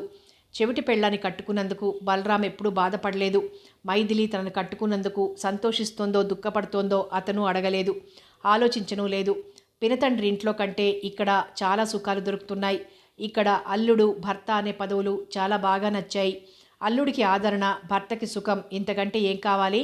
కానీ మైథిలికి పురుడొచ్చిన దగ్గర నుంచి కష్టాలు ఎక్కువయ్యాయి బలరాంకి. భోజనానికి రావాలంటే వేళకి రావాలి. నోరు కంపు కొడుతున్న మైథిలి నోరెత్తలేదు కానీ అత్తమామలు ఏమంటారోనని భయం. చేతి నిండా డబ్బు లేక కటకట, అడిగితే ఇచ్చే దాతలు పిటపిట. డబ్బు లేకుండా సుఖమిచ్చేది పడి ఉండే పెళ్ళాం తప్ప సానిదానికి ఏం కర్మ? కొడుకు పుట్టి కరువు తెచ్చాడు అన్ని విధాలా అనుకున్నాడు కసిగా. ఆ పసివాడిని చూడాలని కానీ పెళ్ళాన్ని పలకరించాలని కానీ బాలింతరాలకి కనీసం ఓ ఆకు ఒక్క కాచు తేవాలనిపించలేదు సరికదా. ఆ కొడుకుక అడ్డంగా అనిపించాడు బలరాంకి. అందుకే పురిటి 10 రోజులు ఇంటి ముఖమే చూడలేదు బలరాం.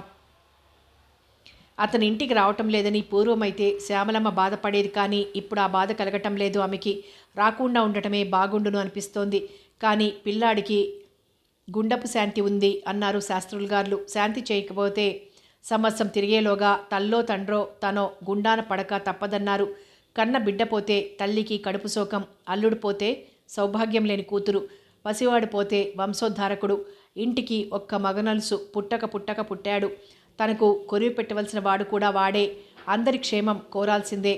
మనుషులపై ద్వేషాలున్నా మనుగడపై ద్వేషం కలిగితే మనిషికి మిగిలేది మట్టే. అందుకే అల్లుడిపై కోపం కడుపులో అణుచుకుని శాంతి చేయించక తప్పదనుకుంది శ్యామలమ్మ. మైథిలికి ఇవేమీ తెలియవు. భర్త రావాలని, పుట్టిన బిడ్డని అతను చూడాలని అనుకుంది. కానీ అతగాడి ఆకలి చూపులు జ్ఞప్తికి రాగానే భర్త ఆ చోటికి రాకుండా ఉంటేనే చాలనుకుంది. పురిటింట్లో మైథిలి నాన్న, నీకు నా పోలిక నాన్న పోలిక రావద్దురా, ఆ దేవుడి పోలిక రావాలి అనుకుని పొత్తిళ్లలో బిడ్డని హృదయానికి హత్తుకుంది మైథిలి. ఎవరెటువంటి వారైనా మైథిలికి మొదటి కానుపు మగబిడ్డ పుట్టాడు. బాలసార ఘనంగా చెయ్యాలనిపించింది శివరావు గారికి. ఇదిగో బాలసారికి కావలసిన సరుకులు తెప్పించనా? తేనా తన ఉద్దేశం బయటపెట్టారు శివరావు గారు. ఏదో పురిటి చమురు పోయడం ఆనవాయితీ గనక ఓ 5 ఇళ్లలో పోయిస్తే చాలే అన్నట్టుగా మనము సర్దుబాటు చేసుకుని పళ్ళాల్లో పసుపు కుంకుమ, కుంకుళ్ళు, సున్నిపుండి, నూనె, పంచదార చిలకలు సర్దుతోంది శ్యామలమ్మ. అది చెయ్యటానికి ఆమెకు ఉత్సాహం లేదు. భర్త బాలసార అనగానే చివ్వున తలెత్తి, ఆ సంబడాలన్నీ అనవసరం, తప్పదన్నారు గనక ఆ గుండపు శాంతి చేయిస్తే చాలు. మన దశమగ్రహం ఎక్కడ తిరుగుతోందో రేపైనా కొంపకు రమ్మనమని కబురు పెట్టండి. ఆ కాస్త మొక్కు తీర్చేద్దాం. ఆ తర్వాత ఎలా ఊరేగినా పర్వాలేదు అంది విసుగ్గా. శ్రీపతి విషయ వివరణ అనంతరం శ్యామలమ్మలో కొండంత మార్పు వచ్చింది. అల్లుడంటే అసహ్యం, అతని మాటంటే చిరాకు. కోరి తెచ్చుకుని నెత్తినెట్టుకున్న తద్దినం వదల్చుకోవడం ఎలాగో, వదల్చుకోకుండా ఉండటం ఎలాగో అర్థం కాక తికమక పడిపోతోంది.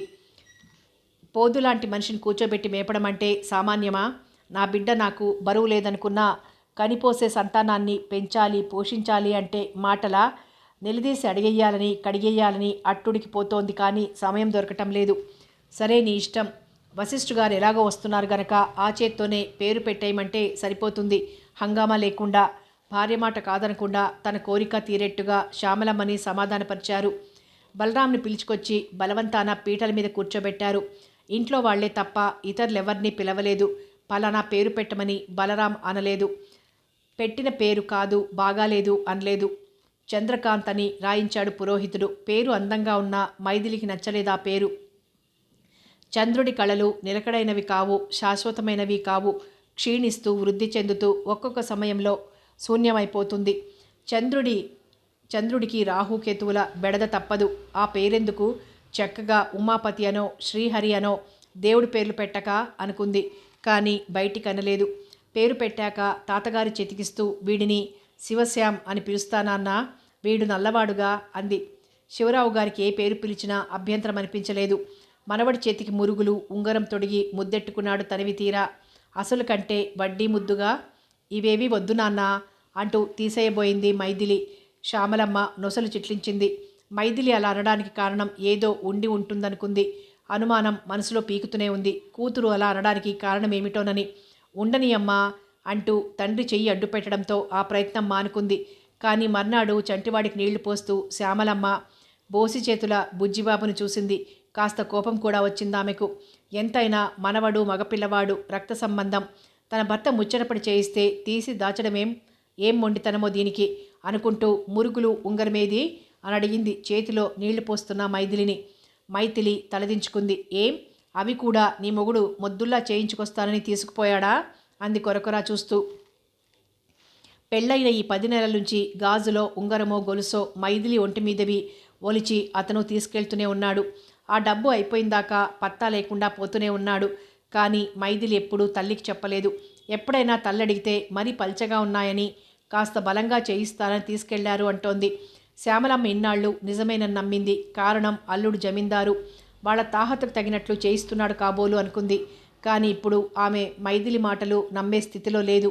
మార్వాడి దగ్గర మైథిలి పుస్తల గొలుసు అమ్మ చూపుతుంటే పని మనిషి చూసి చెప్పింది, మన అల్లుడు గారు మార్వాడి దుకాణంలో గొలుసు అమ్ముతున్నారని చెప్పింది.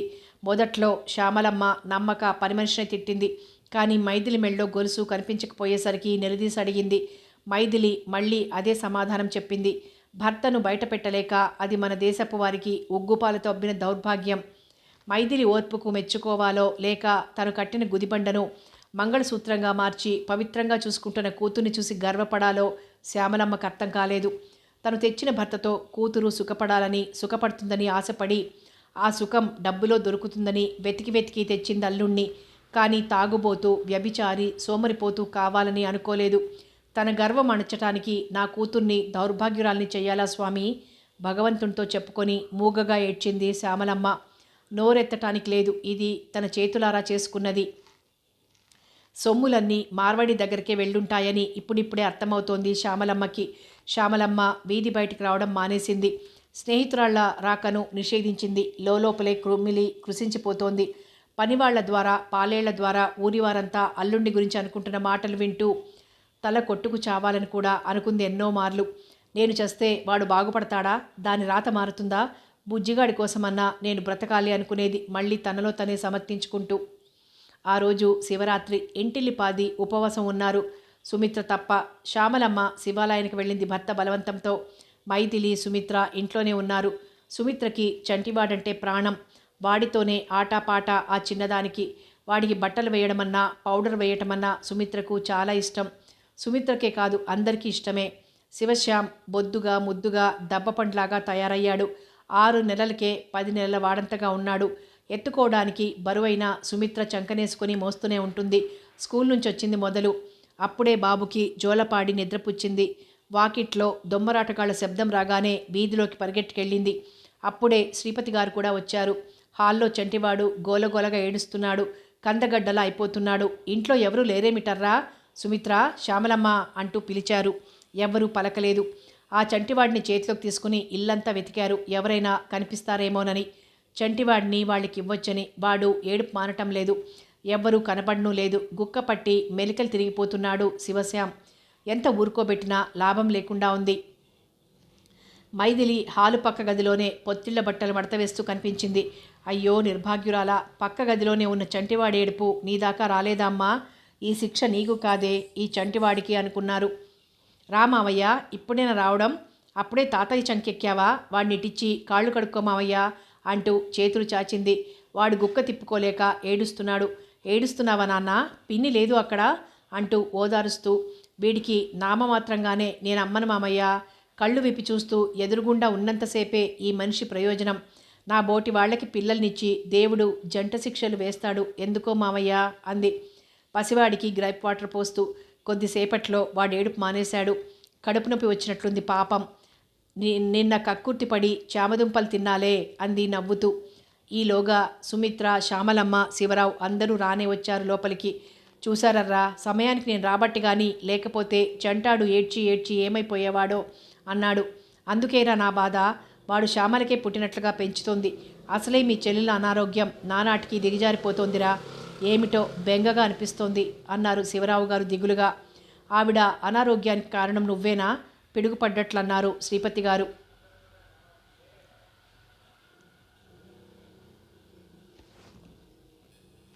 ఏమిటి నేనా అంటూ ఆశ్చర్యపోతూ నోరు తెరిచారు శివరావు గారు. ముమ్మాటికి నువ్వేరా, చాలా ఖచ్చితంగా అన్నాడు శ్రీపతి గారు. చెప్పేదేమిటో విశదంగా చెప్పరా, నాకంటే పెద్దవాడివి, చెప్పినా కొట్టినా పర్వాలేదు, చెప్పు. అవే మాటలరా, నీ మీద ఆపేక్ష కొద్దీ చనువు కొద్దీ అంటున్నా కానీ మరోలా అనుకోవని నాకు తెలుసు. నీ కుటుంబ విషయాల్లో కలగజేసుకుంటున్నానే అపార్థం చేసుకోవని నా నమ్మకం. ఉపోద్ఘాతం తప్ప విషయం బయటికి చెప్పడానికి జంకారు శ్రీపతి గారు. చాలేరా, అసలు విషయం చెప్పరాదు అన్నారు ఆత్రం చంపుకోలేక శివరావు గారు. ఏం లేదురా, అదే మీ అల్లుండి గురించి.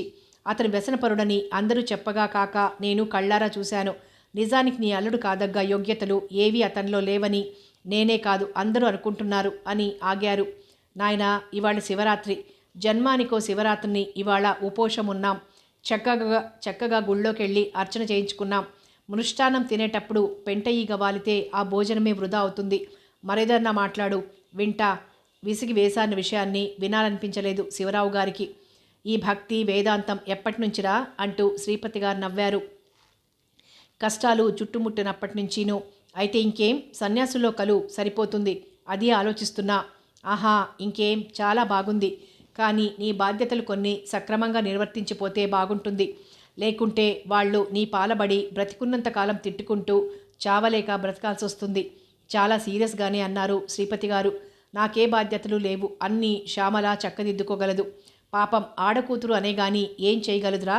నిజానికి కూతురు సుఖం కోసం గొప్ప అల్లుండి తేవాలనుకున్నదే కానీ తాడు తెగిన బొంగరంలా అత్తగాడు గిరగిరా తిరుగుతూ బోర్లా పడతాడని అనుకుందా. అందుకనే యోగ్యుడు బుద్ధిమంతుడైన నా మేనలుడికి ఇచ్చి చేద్దామే అంటే విందా, అనుభవిస్తోంది. ఆవేశపడిపోయాడు శివరావు గారు. సర్లే ఓయ్, గత జలానికి సేతుబంధం ఎందుకు? ఇప్పుడు ఆమె సరేనంటే మాత్రం దాన్ని నీ మేనలుడికి ఇచ్చి కట్టబెడతావా? అర్థం లేని మాటలు కానీ. ఉన్నదాన్ని బాగు చేసుకోవాలే కానీ లేని విషయానికై ఏడవడం అంత మంచిది కాదు. మాట వరుసకి నా అల్లుడినే చూడు, నాయనమ్మ ఆస్తి వస్తుందని అప్పు చేశాడు, వ్యాపారం పెట్టాడు. ఆస్తి రాలేదు. అందుకని అతన్ని హింసిస్తే ఏం లాభం? ఆ అప్పుల నుంచి అతను బయటపడే మార్గం చూడటం నా ధర్మం. ఎవరి కోసం? కన్న కడుపు కోసం రా. ఇది త్యాగం కాదు, కనీస ధర్మం అంతే. అంటే వాడు చేసిన అప్పులన్నీ నన్ను తీర్చమంటావా? కోపంగా అడిగారు శివరావు గారు. అవసరమైతే తీర్చాలరా, కానీ వాడు బాధ్యతారహితంగా తిరుగుతుంటే నువ్వు ఏనాడైనా పట్టించుకున్నావా? పని పాట లేకుండా తిరుగుతుంటే చెడ్డలవాట్లు రాకుండా ఏం చేస్తాయి? ఉన్నది కరిగిపోకుండా ఏం చేస్తుంది? శ్రీపతి గారు కేకలేస్తుంటే చిరాకి అనిపించినా ఎదురు తిరిగి నా ఇష్టం అనలేకపోయారు శివరావు గారు. ఇంతకీ తప్పంతా నాది. ఇప్పుడు నేనేం చేస్తే తప్పులన్నీ ఒప్పులవుతాయో చెప్పు. అతనికి కూడా సంసారము, సంపాదన, బాధ్యత కలిగించి పైన ఉండి నువ్వు కనిపెట్టు. అంతేగాని నీడనిచ్చే చెట్టు ఉన్నంతసేపు నీడ కోసం మరో చోటికి ఏ పక్షి పోదురా? అంటే నేను లేకుండా పోవాలనా? లేక ఆ దౌర్భాగ్యురాల్ని నిరాశ్రయురాలుగా తరిమేయమనా నీ ఉద్దేశం? మైథిలి నీ బిడ్డ అయితే ఇలా సలహా ఇచ్చేవాడివా? స్నేహితుడి మనోభావం గ్రహించలేక ఆవేశంతో ఊగిపోయారు శివరావు గారు. అది నా బిడ్డగా అనుకున్నాను కనుకేరా నాకు ఈ బాధ. నన్ను నువ్వు అపార్థం చేసుకున్నావని నేను ఆగ్రహించను. నేనన్న మాటలు తాపిగా కూర్చుని విమర్శించుకో. అప్పుడు నీకు తోచింది చెయ్యి. అమ్మాయిని వేరే కాపురం పెట్టమనటం లేదు, అతగాడిని తరిమెయ్యమని అనటం లేదు. అసలే శ్యామలమ్మ ఆరోగ్యం బాగా లేదంటున్నావు గనక కొద్ది రోజుల పాటు ఆమెకు స్థల మార్పిడి చాలా అవసరం. 2-3 నెలల పాటు మీరిద్దరూ చిన్నమ్మాయి అలా అలా దేశమంతా చూసిరండి. చెల్లమ్మకు మానసికంగా శారీరకంగా విశ్రాంతి లభిస్తుంది. మీరు ఇక్కడ లేకపోవడం మూలంగా అల్లుడికి బాధ్యత పెరుగుతుంది. ఇంటి పట్టున ఉంటూ పెళ్ళాం పిల్లాడిని చూసుకుంటూ ఉంటే కొంత మార్పు, బాధ్యత పెరుగుతాయని నా నమ్మకం అన్నారు. అది తన సలహా మాత్రమే గాని ఆలోచించుకుని చెయ్యమన్నట్లుగా తల ఊపారు శ్రీపతి గారు. శివరావుకి, శ్యామలమ్మకి కూడా ఈ సలహా బాగానే ఉన్నట్లనిపించింది. ఇద్దరు కూడబలుక్కుని మంచి రోజు చూసి వెళ్ళొచ్చని అనుకున్నారు. ఈ విషయాలేవి మైథిలికి చెప్పలేదు శ్యామలమ్మ. అమ్మా, సామాన్లు సర్దుతున్నవెందుకు అని అడిగింది మైథిలి. పొద్దుట్నుంచి శ్యామలమ్మ ఇంట్లో ఖరీదుగల సామాన్లు, వెండి గ్లాసులు, చెంబులు అన్నీ భోషణంలో పెట్టి తాళం పెట్టింది. ఇంట్లో అందరూ వెండి పళ్ళాల్లోనే భోంచేస్తుంటారు. ఎప్పుడూ కడగగానే అలమార్లో పెట్టడం అలవాటు.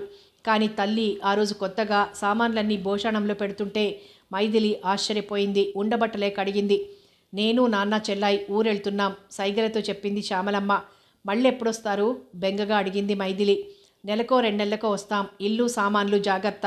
సామాన్లు జాగ్రత్త అంటే ఆలోచించింది. తాళం పెడుతూనే ఉన్నావుగా అమ్మా అంది విషాదంగా. అంటే తనను భర్తను నమ్మలేకే కదా ఈ తాళాలు అనుకుంది. డబ్బు దశకం నీ దగ్గరుంటే తగలేస్తాడని పక్కింటి పిన్నికిచ్చెళ్తున్నా, అవసరమైతే అడిగి తీసుకో అని పలక మీద రాసి చెప్పింది శ్యామలమ్మ. 6 నెలలకు సరిపడే బియ్యం, పప్పులు సమస్తం తెప్పించి పెట్టింది. మైథిలికి చూపించింది. బాబు జాగ్రత్త, క్షణం కూడా వాణ్ణి విడిచి ఉండొద్దు. దొడ్డికెళ్ళినా చంకనేసుకునేపో, తెలిసిందా అంటూ మనవడి జాగ్రత్తలు చెప్పింది శ్యామలమ్మ. ఇరుగు పొరుగులందరి దగ్గరికి వెళ్ళింది. నిజానికి మనవణ్ణి మైథిలిని వదిలి వెళ్ళాలంటే ఏదో బెంగగా అనిపించింది. పిన్ని, మైథిలి విషయం నీకు తెలుసుగా, కాస్త ఓ కంట కనిపెట్టండమ్మా. మీ రుణం ఈ జన్మలో కాకపోయినా మరుజన్మలోనన్నా తీర్చుకుంటానంటూ కళ్ళొత్తుకుంది.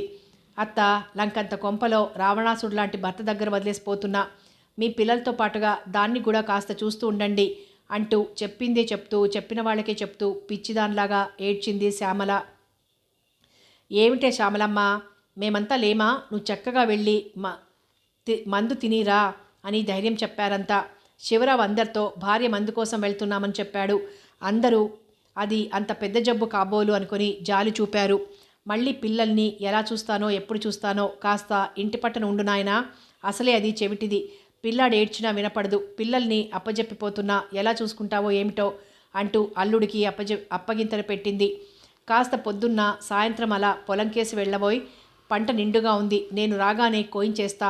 అవసరమైతే నేను రావడం ఆలస్యమైతే నువ్వే దగ్గరుండి చేయించు అని మామగారు బాధ్యతలు అప్పజెప్తుంటే చిరాకనిపించినా వాళ్ళు వెళ్ళిపోతే తనని అడిగేవాడుండడు, ఇష్టారాజ్యంగా ఉండొచ్చు అనిపించి లోపలే పొంగిపోయాడు బలరాం. అలాగే, మీరు నిశ్చింతగా వెళ్ళండి, అన్నీ నేను చక్కబెట్టుకుంటాగా అన్నాడు. వెళ్ళండి అనకూడదు బావా, అపశకనం. వెళ్ళిరండి అనాలి. చెక్కబెట్టుకునేవాళ్ళు దొంగాళ్ళు, సరిదిద్దుకుంటానుగా అనాలి అంది సుమిత్ర ఆరిందలాగా. అక్కని బాబుని జాగ్రత్తగా చూడాలి అంది. జాగ్రత్త అంటే పెట్టెలో పెట్టి తాళం పెట్టి చూస్తుండాలా? కొంటెగా అంటున్నా ఆ మాటలో ముద్దు, సౌమ్యత కనిపించలేదు శివరావుకు. ఏదో లేవయ్యా, చిన్నపిల్ల మాటలకేం గాని మరీ చెప్తున్నానని చిరాకు పడుకు. బాబు, మైథిలి ఇద్దరు చంటివాళ్ల కిందే లెక్క. ఎంత జాగ్రత్తగా చూస్తావో ఏమో, అసలే వాడికి కాలొచ్చింది కూడాను అన్నాడు. సరిగ్గా చూస్తే నిన్ను పాస్ చేయిస్తా, లేకపోతే పోలీసులతో చెప్పి జైల్లో పెట్టిస్తా. అంతే కదూ నాన్న? తప్పు చేస్తే జైల్లో పెట్టేస్తారు కదూ అంది సుమిత్ర తండ్రితో. సరి అంపకాలతోనే కాలం గడుస్తోంది. వర్జం కూడా వచ్చింది. బండి టైం అయిపోకముందే స్టేషన్ చేరగలమో లేదో అంటూ శివరావు తొందర చేస్తుంటే మైథిలి తల్లిదండ్రుల కాళ్ళకి దండం పెట్టి కళ్ళకద్దుకుంది. తాతకి అమ్మమ్మకి దండం పెట్టరా కన్నా, అమ్మమ్మ ఆరోగ్యం కోలుకోవాలని, తొందరగా రావాలని దేవుడికి మొక్కుకోరా అంటూ ధారాపాతంగా కురుస్తున్న కన్నీటిని పైట కొంగుతో తుడుచుకుంది మైథిలి. మమ్మీ, అమ్మ జాగ్రత్త. నాన్న ఉత్తరాలు రాస్తావు కదూ? అమ్మ ఉంటానమ్మా అంటూ వాళ్ళు బండి ఎక్కినంతసేపు చెప్తూనే ఉంది మైథిలి. ఆ రోజుకు బలరాం ఇంట్లోనే పడుకున్నాడు. మైథిలి తల్లిదండ్రులు వెళ్ళిన దుఃఖంలో భర్త ఇంట్లో ఉన్నందుకు సంతోషపడింది. మర్నాడు పొద్దున్నే ఎక్కడికో వెళ్ళాడు బలరాం. పొలానికి వెళ్ళి ఉంటాడనుకుంది. అయినా పగలేగా, ఏం భయం అనుకుంది. బాబుని చంకలో పెట్టుకుని అన్ని పనులు చేసుకుంటోంది తల్లి అప్పచెప్పినట్లుగా. కానీ ఏదో బెంగ, బాబుని సరిగ్గా చూడగలనా అని బెంగగా అనుకుంది. తల్లిని తప్పుతుందా అనుకుంది తనకు తని ధైర్యం చెప్పుకుంటూ. బలరాం సాయంత్రం పెందలాడే వచ్చాడింటికి. ఉత్తి చేతులతో రాలేదు, పూల పొట్లంతో వచ్చాడు. ఈరోజు మైథిలికి భర్త ఎంతో అందంగా, భర్త అంటే భక్తి గౌరవం పుట్టుకొచ్చేలా కనిపించాడు. భగవాన్, ప్రతిరోజు నా బ్రతుకులో ఇలా వెన్నెలే కాయించరాదా, పగలే ఉంచరాదా అని దైవానికి మొక్కుకుంది. తలదూవుకుని పూలు పెట్టుకుంది. మైథిలే కాకుండా ఇరుగు పొరుగులు కూడా బలరాంలో కలిగిన ఈ మార్పుకి సంతోషపడ్డారు. పెద్దవాళ్ళున్నారు కదా అని ఇన్నాళ్ళు పెళ్ళాన్ని నిర్లక్ష్యం చేశాడు. కానీ అతను మటుకు ప్రేమ బాధ్యత లేకనా, మావారు ఇలాగే ఉండేవారు అంటూ ఓ ముసలమ్మంది. మావారు అంతేనే సుబ్బాయమ్మొదిన అంటూ మరో ఇలరికం భర్తగారి భార్య సాగదీసుకుంటూ అంది. ఆ రోజు మైథిలికి తిది వారం లేని పండగలా సంతోషపడిపోయింది. వేడివేడిగా అన్నం వండింది. కరకరలాడుతూ వేపుడు ముక్కలు వేయించింది. బలరాంకి అన్నీ వడ్డించి విసనకర్రతో విసురుతూ కూర్చుంది. బలరాం కాస్త బలిష్టంగా మోటుగా ఉన్నా అతని ముఖంలో కూడా అందం మొట్టమొదటిసారిగా చూసింది మైథిలి. తెల్లటి తెలుపు కాకపోయినా ఆ రంగులో అందం కనిపించింది. కన్నార్పకుండా భర్త వంక చూస్తూ అతన్ని అందాన్ని చూస్తోంది. కాస్త కూరేయ్ అన్నాడు. ఆ క్షణంలో అతని ధ్యాసంతా చంద్రముఖి దగ్గరే ఉంది. మైథిలికి వినిపించదన్న మాటే మర్చి మరో మాట అడిగాడు తల వంచుకునే. సమాధానం కానీ శబ్దం కానీ రాకపోవడంతో చివ్వున తలెత్తాడు. మైథిలి పరవశంతో అతని వంకే చూస్తోంది. నిన్నే అంటూ తొడ మీద ఒక్కటి చెరిచాడు. ఆ చురుక్కి మైథిలి ఈ లోకంలోకి వచ్చింది. తొడ మంట పుట్టింది. బలరాం చరిచిన దెబ్బకి కళ్ళల్లో నీళ్లు గిర్రును తిరిగాయి. ఇలాంటి దెబ్బలు, బీడీ చురకలు, గిచ్చుళ్ళు మైథిలికి అలవాటే అయినా ఆమె ఎప్పుడూ ఇలా పరవశించి ఉన్న సమయంలో కాదు. అతనంటే భయపడినప్పుడు, దూరంగా పారిపోయినప్పుడు, అతనికి లొంగనప్పుడు, అడిగింది ఇవ్వనప్పుడు మాత్రమే బలరాం ముద్దుగా అలా చేసేవాడు, ఆనందించేవాడు. కానీ ఇప్పుడు అతనేమీ అడగకుండానే అలా కొట్టేటప్పటికీ తొడ చేత్తో రాసుకుంటూ, ఎందుకండి అంత గట్టిగా కొట్టారు, ఏం కావాలి అంది నెమ్మదిగా. ఆ క్షణంలో మళ్ళీ పాత బలరాంగానే కనిపించాడు భర్త. కూర గిన్నె వైపు చూపించాడు. గిన్నెలో కూరంతా అతనొక్కడే తినేశాడు. బలరాంకి తిండి పుష్టి అయిపోయిందండి అంది బాధపడుతూ. తలుంచుకుంది. ఇంకొంచెం చేస్తే బాగుండేది అనుకుంది. అయినా అప్పటికే అరవీస కూర వండింది. ఒక్క పూట కడుపు నిండా కూర వేసి భోజనం పెట్టడానికే చస్తారు. ఇంట్లో పడుండాల్ట. పాలు పెరుగు ఇంటి నిండా ఉంటే చాలు కాబోలు. అవి తాగి నోరు మూసుకొని పడుకోవడానికి నేనేం చంటివేదమని అనుకుంటోంది కాబోలు. పెరుగు వేసుకోండి అంటూ ఓ పెద్ద గిన్నె ముందరెట్టింది. ఆ చప్పుడు మెతుకులు నువ్వే తినిచావు అంటూ చేతిలోకి తీసుకున్న ముద్ద నోట్లో కూకుని చేయి కడుక్కున్నాడు బలరాం. పెరుగొద్దు కాబోలు అనుకుని తను చకచకా భోంచేసి వంటిల్లు సర్ది పడక గదిలోకి వచ్చింది. బలరాం మంచం మీద పడుకున్నాడు. పైకప్పు కేసి చూస్తూ ఏదో దీర్ఘంగా ఆలోచిస్తున్నాడు. బలరాం మంచానికి కొద్ది దూరంలో పిల్లవాడికి వేరే మంచం మీద పక్కేసి పడుకోబెట్టింది. బుడ్డి దీపం వెలిగించి ముక్కాలి పీట మీద పెట్టింది. ప్రెసిడెంట్ గారింట్లోలా నాన్న కరెంటు దీపాలు పెట్టిస్తానన్నాడు. ఆ దీపాలొస్తే టిక్కుమని లైట్లు వేసుకోవచ్చు. కరెంటు దీపాలొస్తే బాబిగాడికి ఫ్యాన్ కొంటానన్నాడు నాన్న. ఊరు నుంచి రాగానే నాన్నని కరెంటు పెట్టించమనాలి అనుకుంది మైథిలి మంచం దగ్గరకు వచ్చేటప్పటికి బలరాం కళ్ళు మూసుకొని పడుకున్నాడు. ఉక్క పోస్తోందని కిటికీ తలుపులు తెరిచింది. వెన్నెల సూటిగా వచ్చి మంచం మీద పడింది. ఆ వెన్నెల వెలుగులో బలరాం ఎంతో అందంగా కనిపించాడు.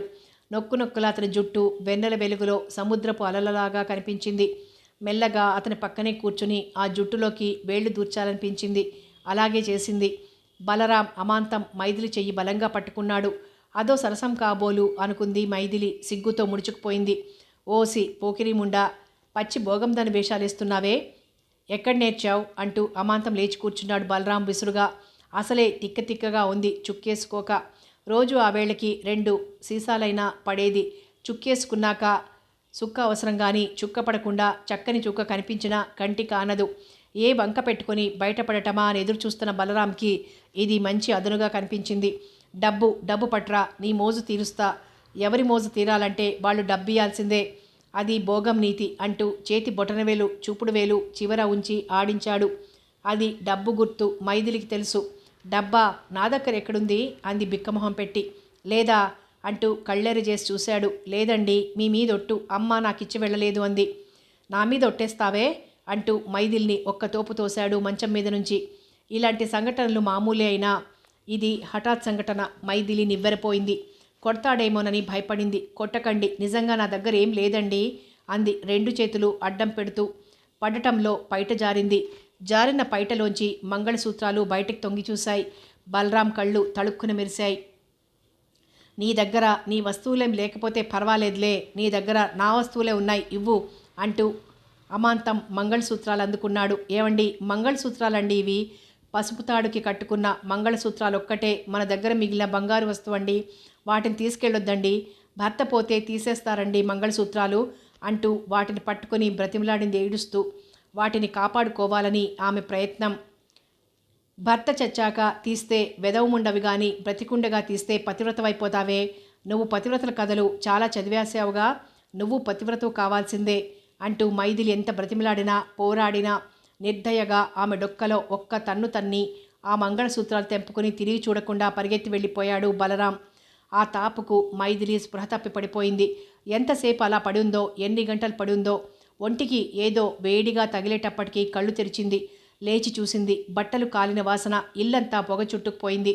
మరి కొంతసేపటికి కానీ ఆ గదిలో చాలామంది మూగి ఉన్నట్లు తెలియలేదు మైథిలికి. ఎవరో ఒక ఆమె లాంతర్ పట్టుకొచ్చింది. మైథిలిని లేవదీసింది. ఆ వెలుగులో మైథిలికి అంతా స్పష్టంగా కనిపిస్తోంది. దండం మీద వేలాడుతున్న బట్టలు కాలి మసైపోయాయి. ఆ పక్కనే ఉన్న పట్టెమంచం మీద బాబు లేడు. కింద బోర్ల బొక్కలా పడున్నాడు. మంచానికి దూరంగా తనకి దగ్గరగా పడున్నాడు. బుడ్డి దీపం లేదు. ఏదో భయంకరంగా ఊహలో మెదిలింది. బాబూ అంటూ బాబు దగ్గరికెళ్ళబోయింది. అయిపోయిందమ్మా, అంతా అయిపోయింది అంటూ పక్కింటామే పట్టుకుంది. మరెవరో ముద్దైపోయిన బాబు శరీరాన్ని గుడ్డల్లో చుట్టి బయటికి తీసుకెళ్లారు. బాబు ఏమైందన్నా నీకు? వాడికి ఏమైంది పిన్ని? వాడిని ఎందుకు అట్లా చీకట్లోకి తీసుకెళ్తున్నారు? వాడిని ఇట్లా తీసుకురండి, నాకు పాలు చేపుకొస్తున్నాయి పిన్ని, వాడిని నాకు ఇయ్యండి అంటూ పట్టు విడిపించుకోవటానికి ప్రయత్నిస్తూ గిలగిలలాడింది మైథిలి. కానీ ఆ స్త్రీలు గట్టిగా పట్టుకున్నారు. నిర్భాగ్యురాలు, బిడ్డ కాలి చచ్చిపోతున్నా తెలుసుకోలేదు. వాడు ఏడ్చుంటాడు, కానీ దీనికి వినిపించదుగా, పాపం అన్నారెవరో సానుభూతిగా. ఆ మొగుడెక్కడా? మొద్దులయ్యాడు, వాడికి చెవుడు లేదుగా, మీ ఆయనేడే అంటూ సైగలు చేస్తూ అడిగిందొకామె. వెళ్ళిపోయారు పిన్ని అంది తనే ఏదో తప్పు చేసినట్లుగా. వెడతాడు, వెళ్ళకేం చేస్తాడు? వాడేమన్నా మనందర్లా రాట కట్టిన ఎద్దా ఏమిటి? ఆంబోతు, ఎప్పుడు ఊర్లోనే పడుంటాడు. అందుకే మగదూడ పుట్టిందని సంబరపడి వదిలేస్తే ఆంబోతు అవుతుంది. మెడలోంచి చిన్నప్పుడే కాడి కడితే లొంగుంటుంది అన్నాడు ఒక పెద్ద మనిషి. సర్లే, ముందు కావలసిన పని చూడండి. ఆ ఆంబోతు ఎక్కడుందో ఎవరైనా వెళ్ళి పిలుచుకురండి. పాపం శ్యామలమ్మకి శివరావుకి ఏమని చెప్పగలం?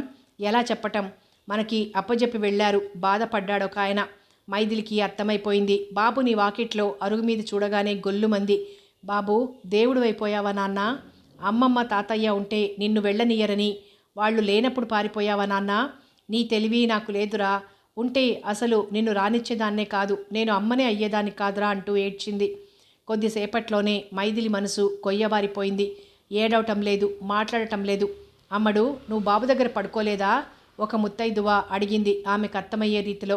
లేదు పిన్ని, బాబుని వేరే మంచం మీద పడుకోబెట్టాను, ఆయన వేరే మంచం మీద పడుకున్నారు.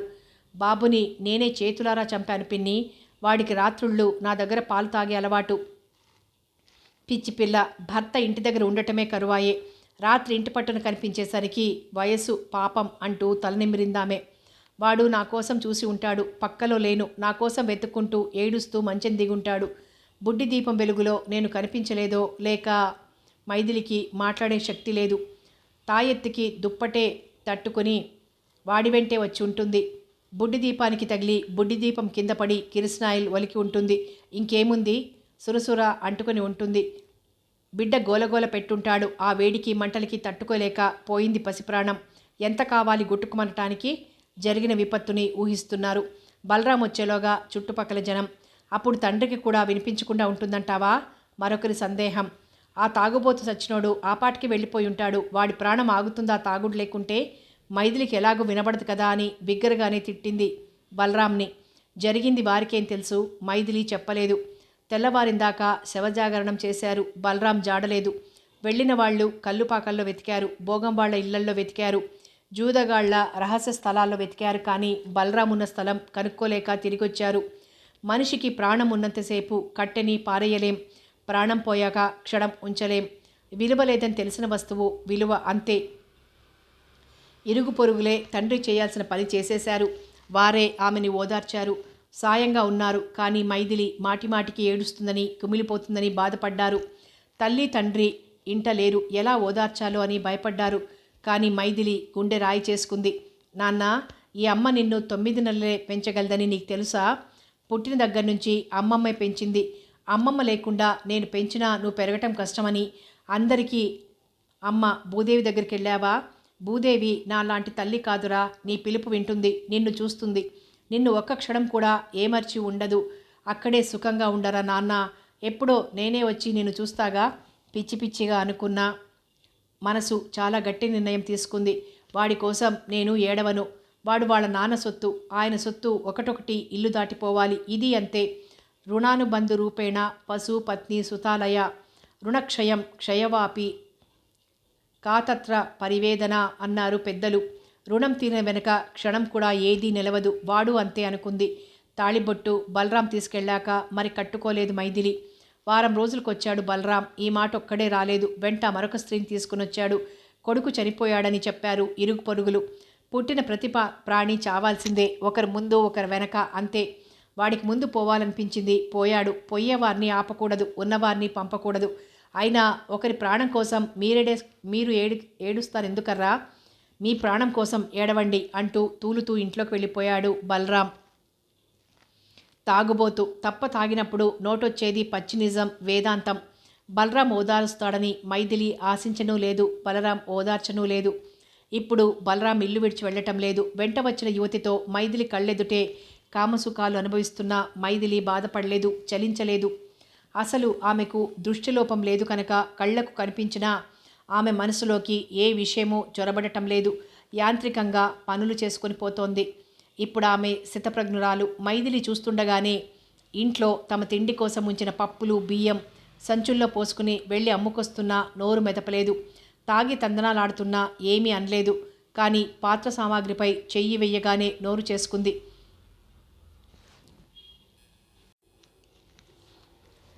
నన్ను నడిబజార్లో బేరం పెట్టి వేలం వేసినా నేను నీదాన్ని. ఈ శరీరం నీ స్వాధీనం, నీ సొంతం. నా తిండి కోసం ఉంచిన వెచ్చాలు అమ్మినా నేనేమీ అనలేదు. కారణం, అవి నా పొట్ట కోసం పెట్టినవే. వాటిని ఖర్చు పెట్టే హక్కు నాకుంది. కానీ ఈ ఇంట్లో మరే వస్తువుపైన చెయ్యి పెట్టే హక్కు కూడా నీకు లేదు. నాకు కలిగిన ప్రతిదీ నీకే ధారపోశాను. చివరికి నీతో కన్నా నా బిడ్డని నీకే ధారపోశాను. నా బిడ్డని నీ కోరిక కోసం బలి తీసుకున్నావు. ఇంకా ఈ ఇంట్లో నాకని మిగిలింది, నీకిచ్చేది, ఇవ్వవలసింది ఏదీ లేదు. కానీ నేను భారత స్త్రీని. పాతివ్రత్యమని, పవిత్రమని మా స్త్రీలు ఏవేవో చిన్నప్పటి నుంచి విని భయపడి గిరిగీసుకుంటారు. ఆ గిరి దాటిపోరు. అదే మీ మగవారికి అలుసు. తనని ప్రేమించే దానిని ద్వేషించడం, తనని అభిమానించలేని వారి కోసం పాకులాడటం, పతనం చెందటం, ఇది అనాదిగా నాటకం. ఆ నాటకంలో పురుష పాత్రలు ఎప్పుడూ మారటం లేదు. కొన్ని స్త్రీ పాత్రలు మారినా అన్నీ మారలేక, ధైర్యం లేక అధోగతిలోనే మగ్గుతున్నాయి. అలాంటి వారిలో నాలాంటి నిర్భాగ్య పాత్రలు కొన్ని. అంగవైకల్యం పాపం కాకపోయినా మా పాలిట శాపం, మీ పాలిట వరం. మీరు త్యాగమూర్తులైన ఆస్తి నగల కోసం నన్ను పెళ్లాడినా నాకు మీ అంత త్యాగం లేదు. నా తల్లిదండ్రుల సామాన్లు పూచిక పుల్ల కూడా ముట్టనివ్వను, ఆవేశంతో అరిచింది. మైథిలి నోరు విడిచి ఇంత మాట్లాడగలదని బలరాం ఊహకందని విషయం. కొన్ని క్షణాలు నిర్ఘాంతపోయాడు. మైథిలి చెప్పిన దాంట్లో ఇసుమంత అసత్యం లేదు. ఆమె సర్వస్వాన్ని కాదనకుండా ఇచ్చింది. అంతరాంతరాలలో దాక్కున్న మానవత మూలిగింది. కానీ పెంచిన అహం దాన్ని అణిచివేసింది వెనువెంటనే. నువ్విచ్చేదేమిటే, నేనే తీసుకుంటా అంటూ భోషాణం తాళం చెవుల కోసం ఇల్లంతా గాలించాడు. మైథిలికి తెలుసు అతను దేనికోసం వెతుకుతున్నది. తనలో తనే దుఃఖిస్తూ నవ్వుకుంది. మీరు దేనికోసం వెతుకుతున్నారో నాకు తెలుసు, కానీ అది మీరు వెతికే చోట లేదు, నా దగ్గరే ఉంది. అది మీదే, మీకోసమే దాచుంచాను. అది మీకు చెందటమే న్యాయం. దాన్ని 18 సంవత్సరాలు పారిపోకుండా పదిలంగా గూట్లో పెట్టి సమాధి చేశాను. దాన్ని ఇవాళ బయటికి తీసి మీకు ఇచ్చేస్తా. అదొక్కటి మీకు ఇచ్చేస్తే మీరెప్పటికీ నన్ను అడగలేరు అమిత్ అంటూ వేగంగా బయటికి పరిగెత్తింది మైథిలి. ధన్మని వచ్చిన శబ్దానికి ఇరుగు పొరుగులు పరిగెత్తుకొచ్చారు. బలరాం అతని ఉంపుడుగత్తె కూడా బావి దగ్గరికి పరిగెత్తుకొచ్చారు. మైథిలిని బయటికి తీశారు. ఇప్పుడు మైథిలి దగ్గర ఏమీ లేదు, అంతా భర్తకే ఇచ్చింది. అప్పుడే బండి ఆగింది. వాకిట్లో ఇంటి చుట్టూ జనం మూగి ఉన్నారు. మనసుండబట్టక వచ్చేశాం, అంతా క్షేమమేనా అంటూ శ్యామలమ్మ బండి దిగింది. గుమ్మంలో శవం చూసి గొల్లుమంది శ్యామలమ్మ. ఏవండి, నా కడుపు కుళ్ళిపోయిందండి, నా బిడ్డ వెళ్ళిపోయిందండి అంటూ మొత్తుకుంది. ఎవరెంత మొత్తుకున్నా మృత్యు కౌగిలిలో ఎంత హాయిగా ఉందో. కౌగిలిలో ఒదిగిన వారు మరి రారు. అది ఒక అవకరమున్న అమాయకపు బాలిక కథ. ఇలాంటి కథలకు, కథలాంటి జీవితాలకు ముగింపు ఇదేనా? వర్ధనమ్మ కథలో లీనమై వెక్కి వెక్కి ఏడ్చింది. ఆమె గుండె బరువైపోయింది. చివరి వాక్యం చూసి ముందు నిట్టూర్చిన తరువాత తేలిగ్గా నవ్వింది వర్ధనమ్మ. ఏడ్చినట్టుంది కథ. అన్నీ ఇలాంటి పాడుకథలే రాస్తుంది.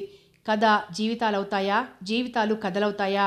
ఇలాంటివన్నీ మనసులో పెట్టుకునే కాబోలు. పిచ్చిది. నాకు పెళ్ళొద్దు అంటుంది. దాని బరువు దానికేం తెలుసు? నాకు తెలుసు. నా రొమ్ముల కుంపటి వేడికి దానికేం బొబ్బలొస్తాయి అనుకుని కాగితాలన్నీ బొత్తి పెట్టుకుని టేబుల్ మీద పెట్టింది. ఇంతలో వాకిట్లో హాల్లో కృష్ణసాగర్ గారి ఇల్లు ఇదేనా అండి అంటూ ఎవరో అడుగుతున్నారు. వాకిట్లోకి వెళ్ళి చూసింది వర్ధనమ్మ.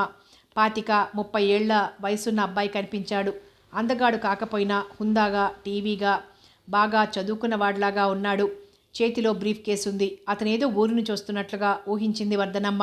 ఇదేనండి మీరు ఎవరని అడిగితే బాగుంటుందో లేదోనని ఆగిపోయింది.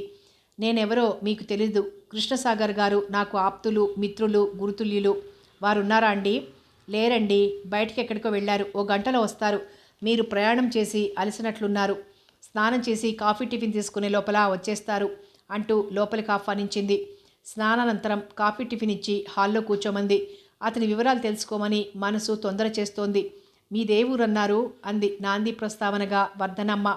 అసలు విజయవాడ, కానీ పెరిగింది, చదివింది, ఉద్యోగం మద్రాసు. ఇల్లు, వాకిలి, పొలాలు, పుట్ర అంతా మద్రాసులోనే ఉన్నాయా? విజయవాడలోనా? తల్లి తండ్రి నాకెవరూ లేరండి, ఒక్క మామయ్య తప్ప. అయ్యో పాపం. ఇంతకీ ఈ ఊరు ఏ పని మీద వచ్చారు? పెద్ద పనేం లేదండి. ఇంతకీ కృష్ణసాగర్ గారు ఇంకెంతసేపటికి వస్తారో ఏమిటో. ఏదైనా పని మీద వెళ్ళారా? పనే. మా అమ్మాయిని చూడ్డానికి పెళ్లివారు వస్తున్నారు. వాళ్ళది మద్రాసేట. బోలెడాస్తి, పెద్ద బంగళా, కారు గీరు, వ్యవహారం చాలా ఉన్నవాళ్లేనట. మా తాహతకు గల సంబంధం. కానీ అమ్మాయి అసలు పెళ్లి చేసుకునంటోంది. ఏదో చెప్పబోయి సందేహించింది, ఆగిపోయింది. ఆగిపోయారేం, చెప్పండి అంటూనే సారు ఎంతసేపటికి వస్తారో ఏమిటో. నేను వెళ్తానండి అంటూ లేవబోయాడతను. వద్దు బాబు, ఆయన వచ్చేస్తారు, ఇంకొంచెంసేపు కూర్చో, నేను ఈ లోపల వంట చేసి వస్తా అంటూ లోపలికి వెళ్ళింది వర్ధనమ్మ. ఏమీ తోచక అటూ ఇటూ చూశాడు. టేబుల్ మీద చక్కగా అమర్చిన పుస్తకాలు కనిపించాయి.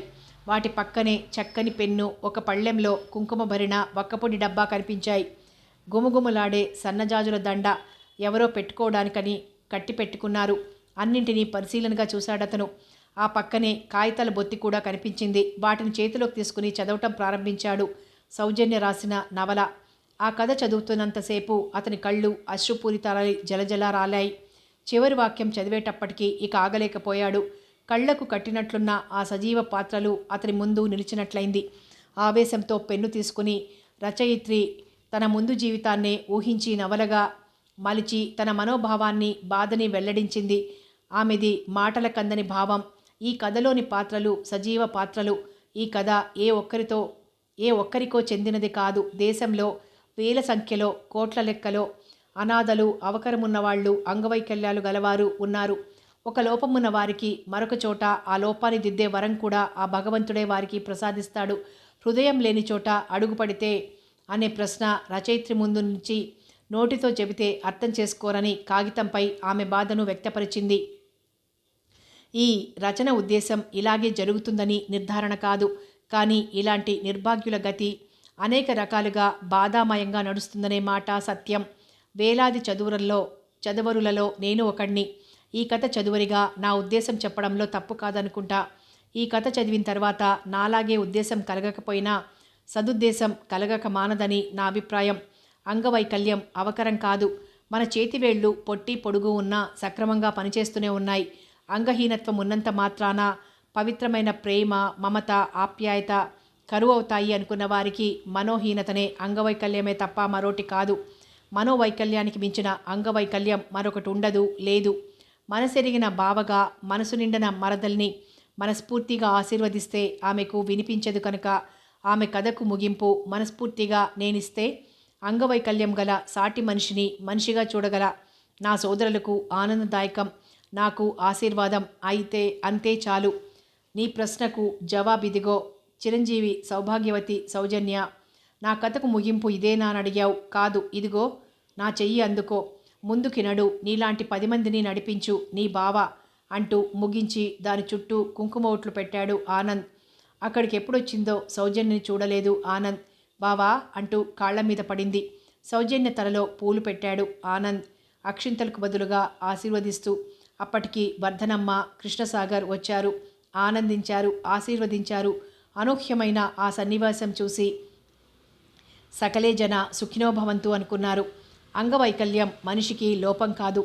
మనోవైకల్యానికి మించిన లోపం మరొకటి లేదు. సాటి మనిషిని సానుభూతితో అర్థం చేసుకుంటే సర్వం శాంతిమయం. బాహ్యలోకం ఆ వ్యక్తికే బాధాకరం, మనోవైకల్యం అందరికీ హానికరం. సాటి మనిషిని సానుభూతితో చూస్తే చాలన్నదే నా రచనకు మూలాధారం. ఇది సర్వ జనావళికి అంకితం. ముగింపు కోరిన కథ నవల సమాప్తం. మరో మంచి నవలతో మళ్ళీ కలుద్దాం.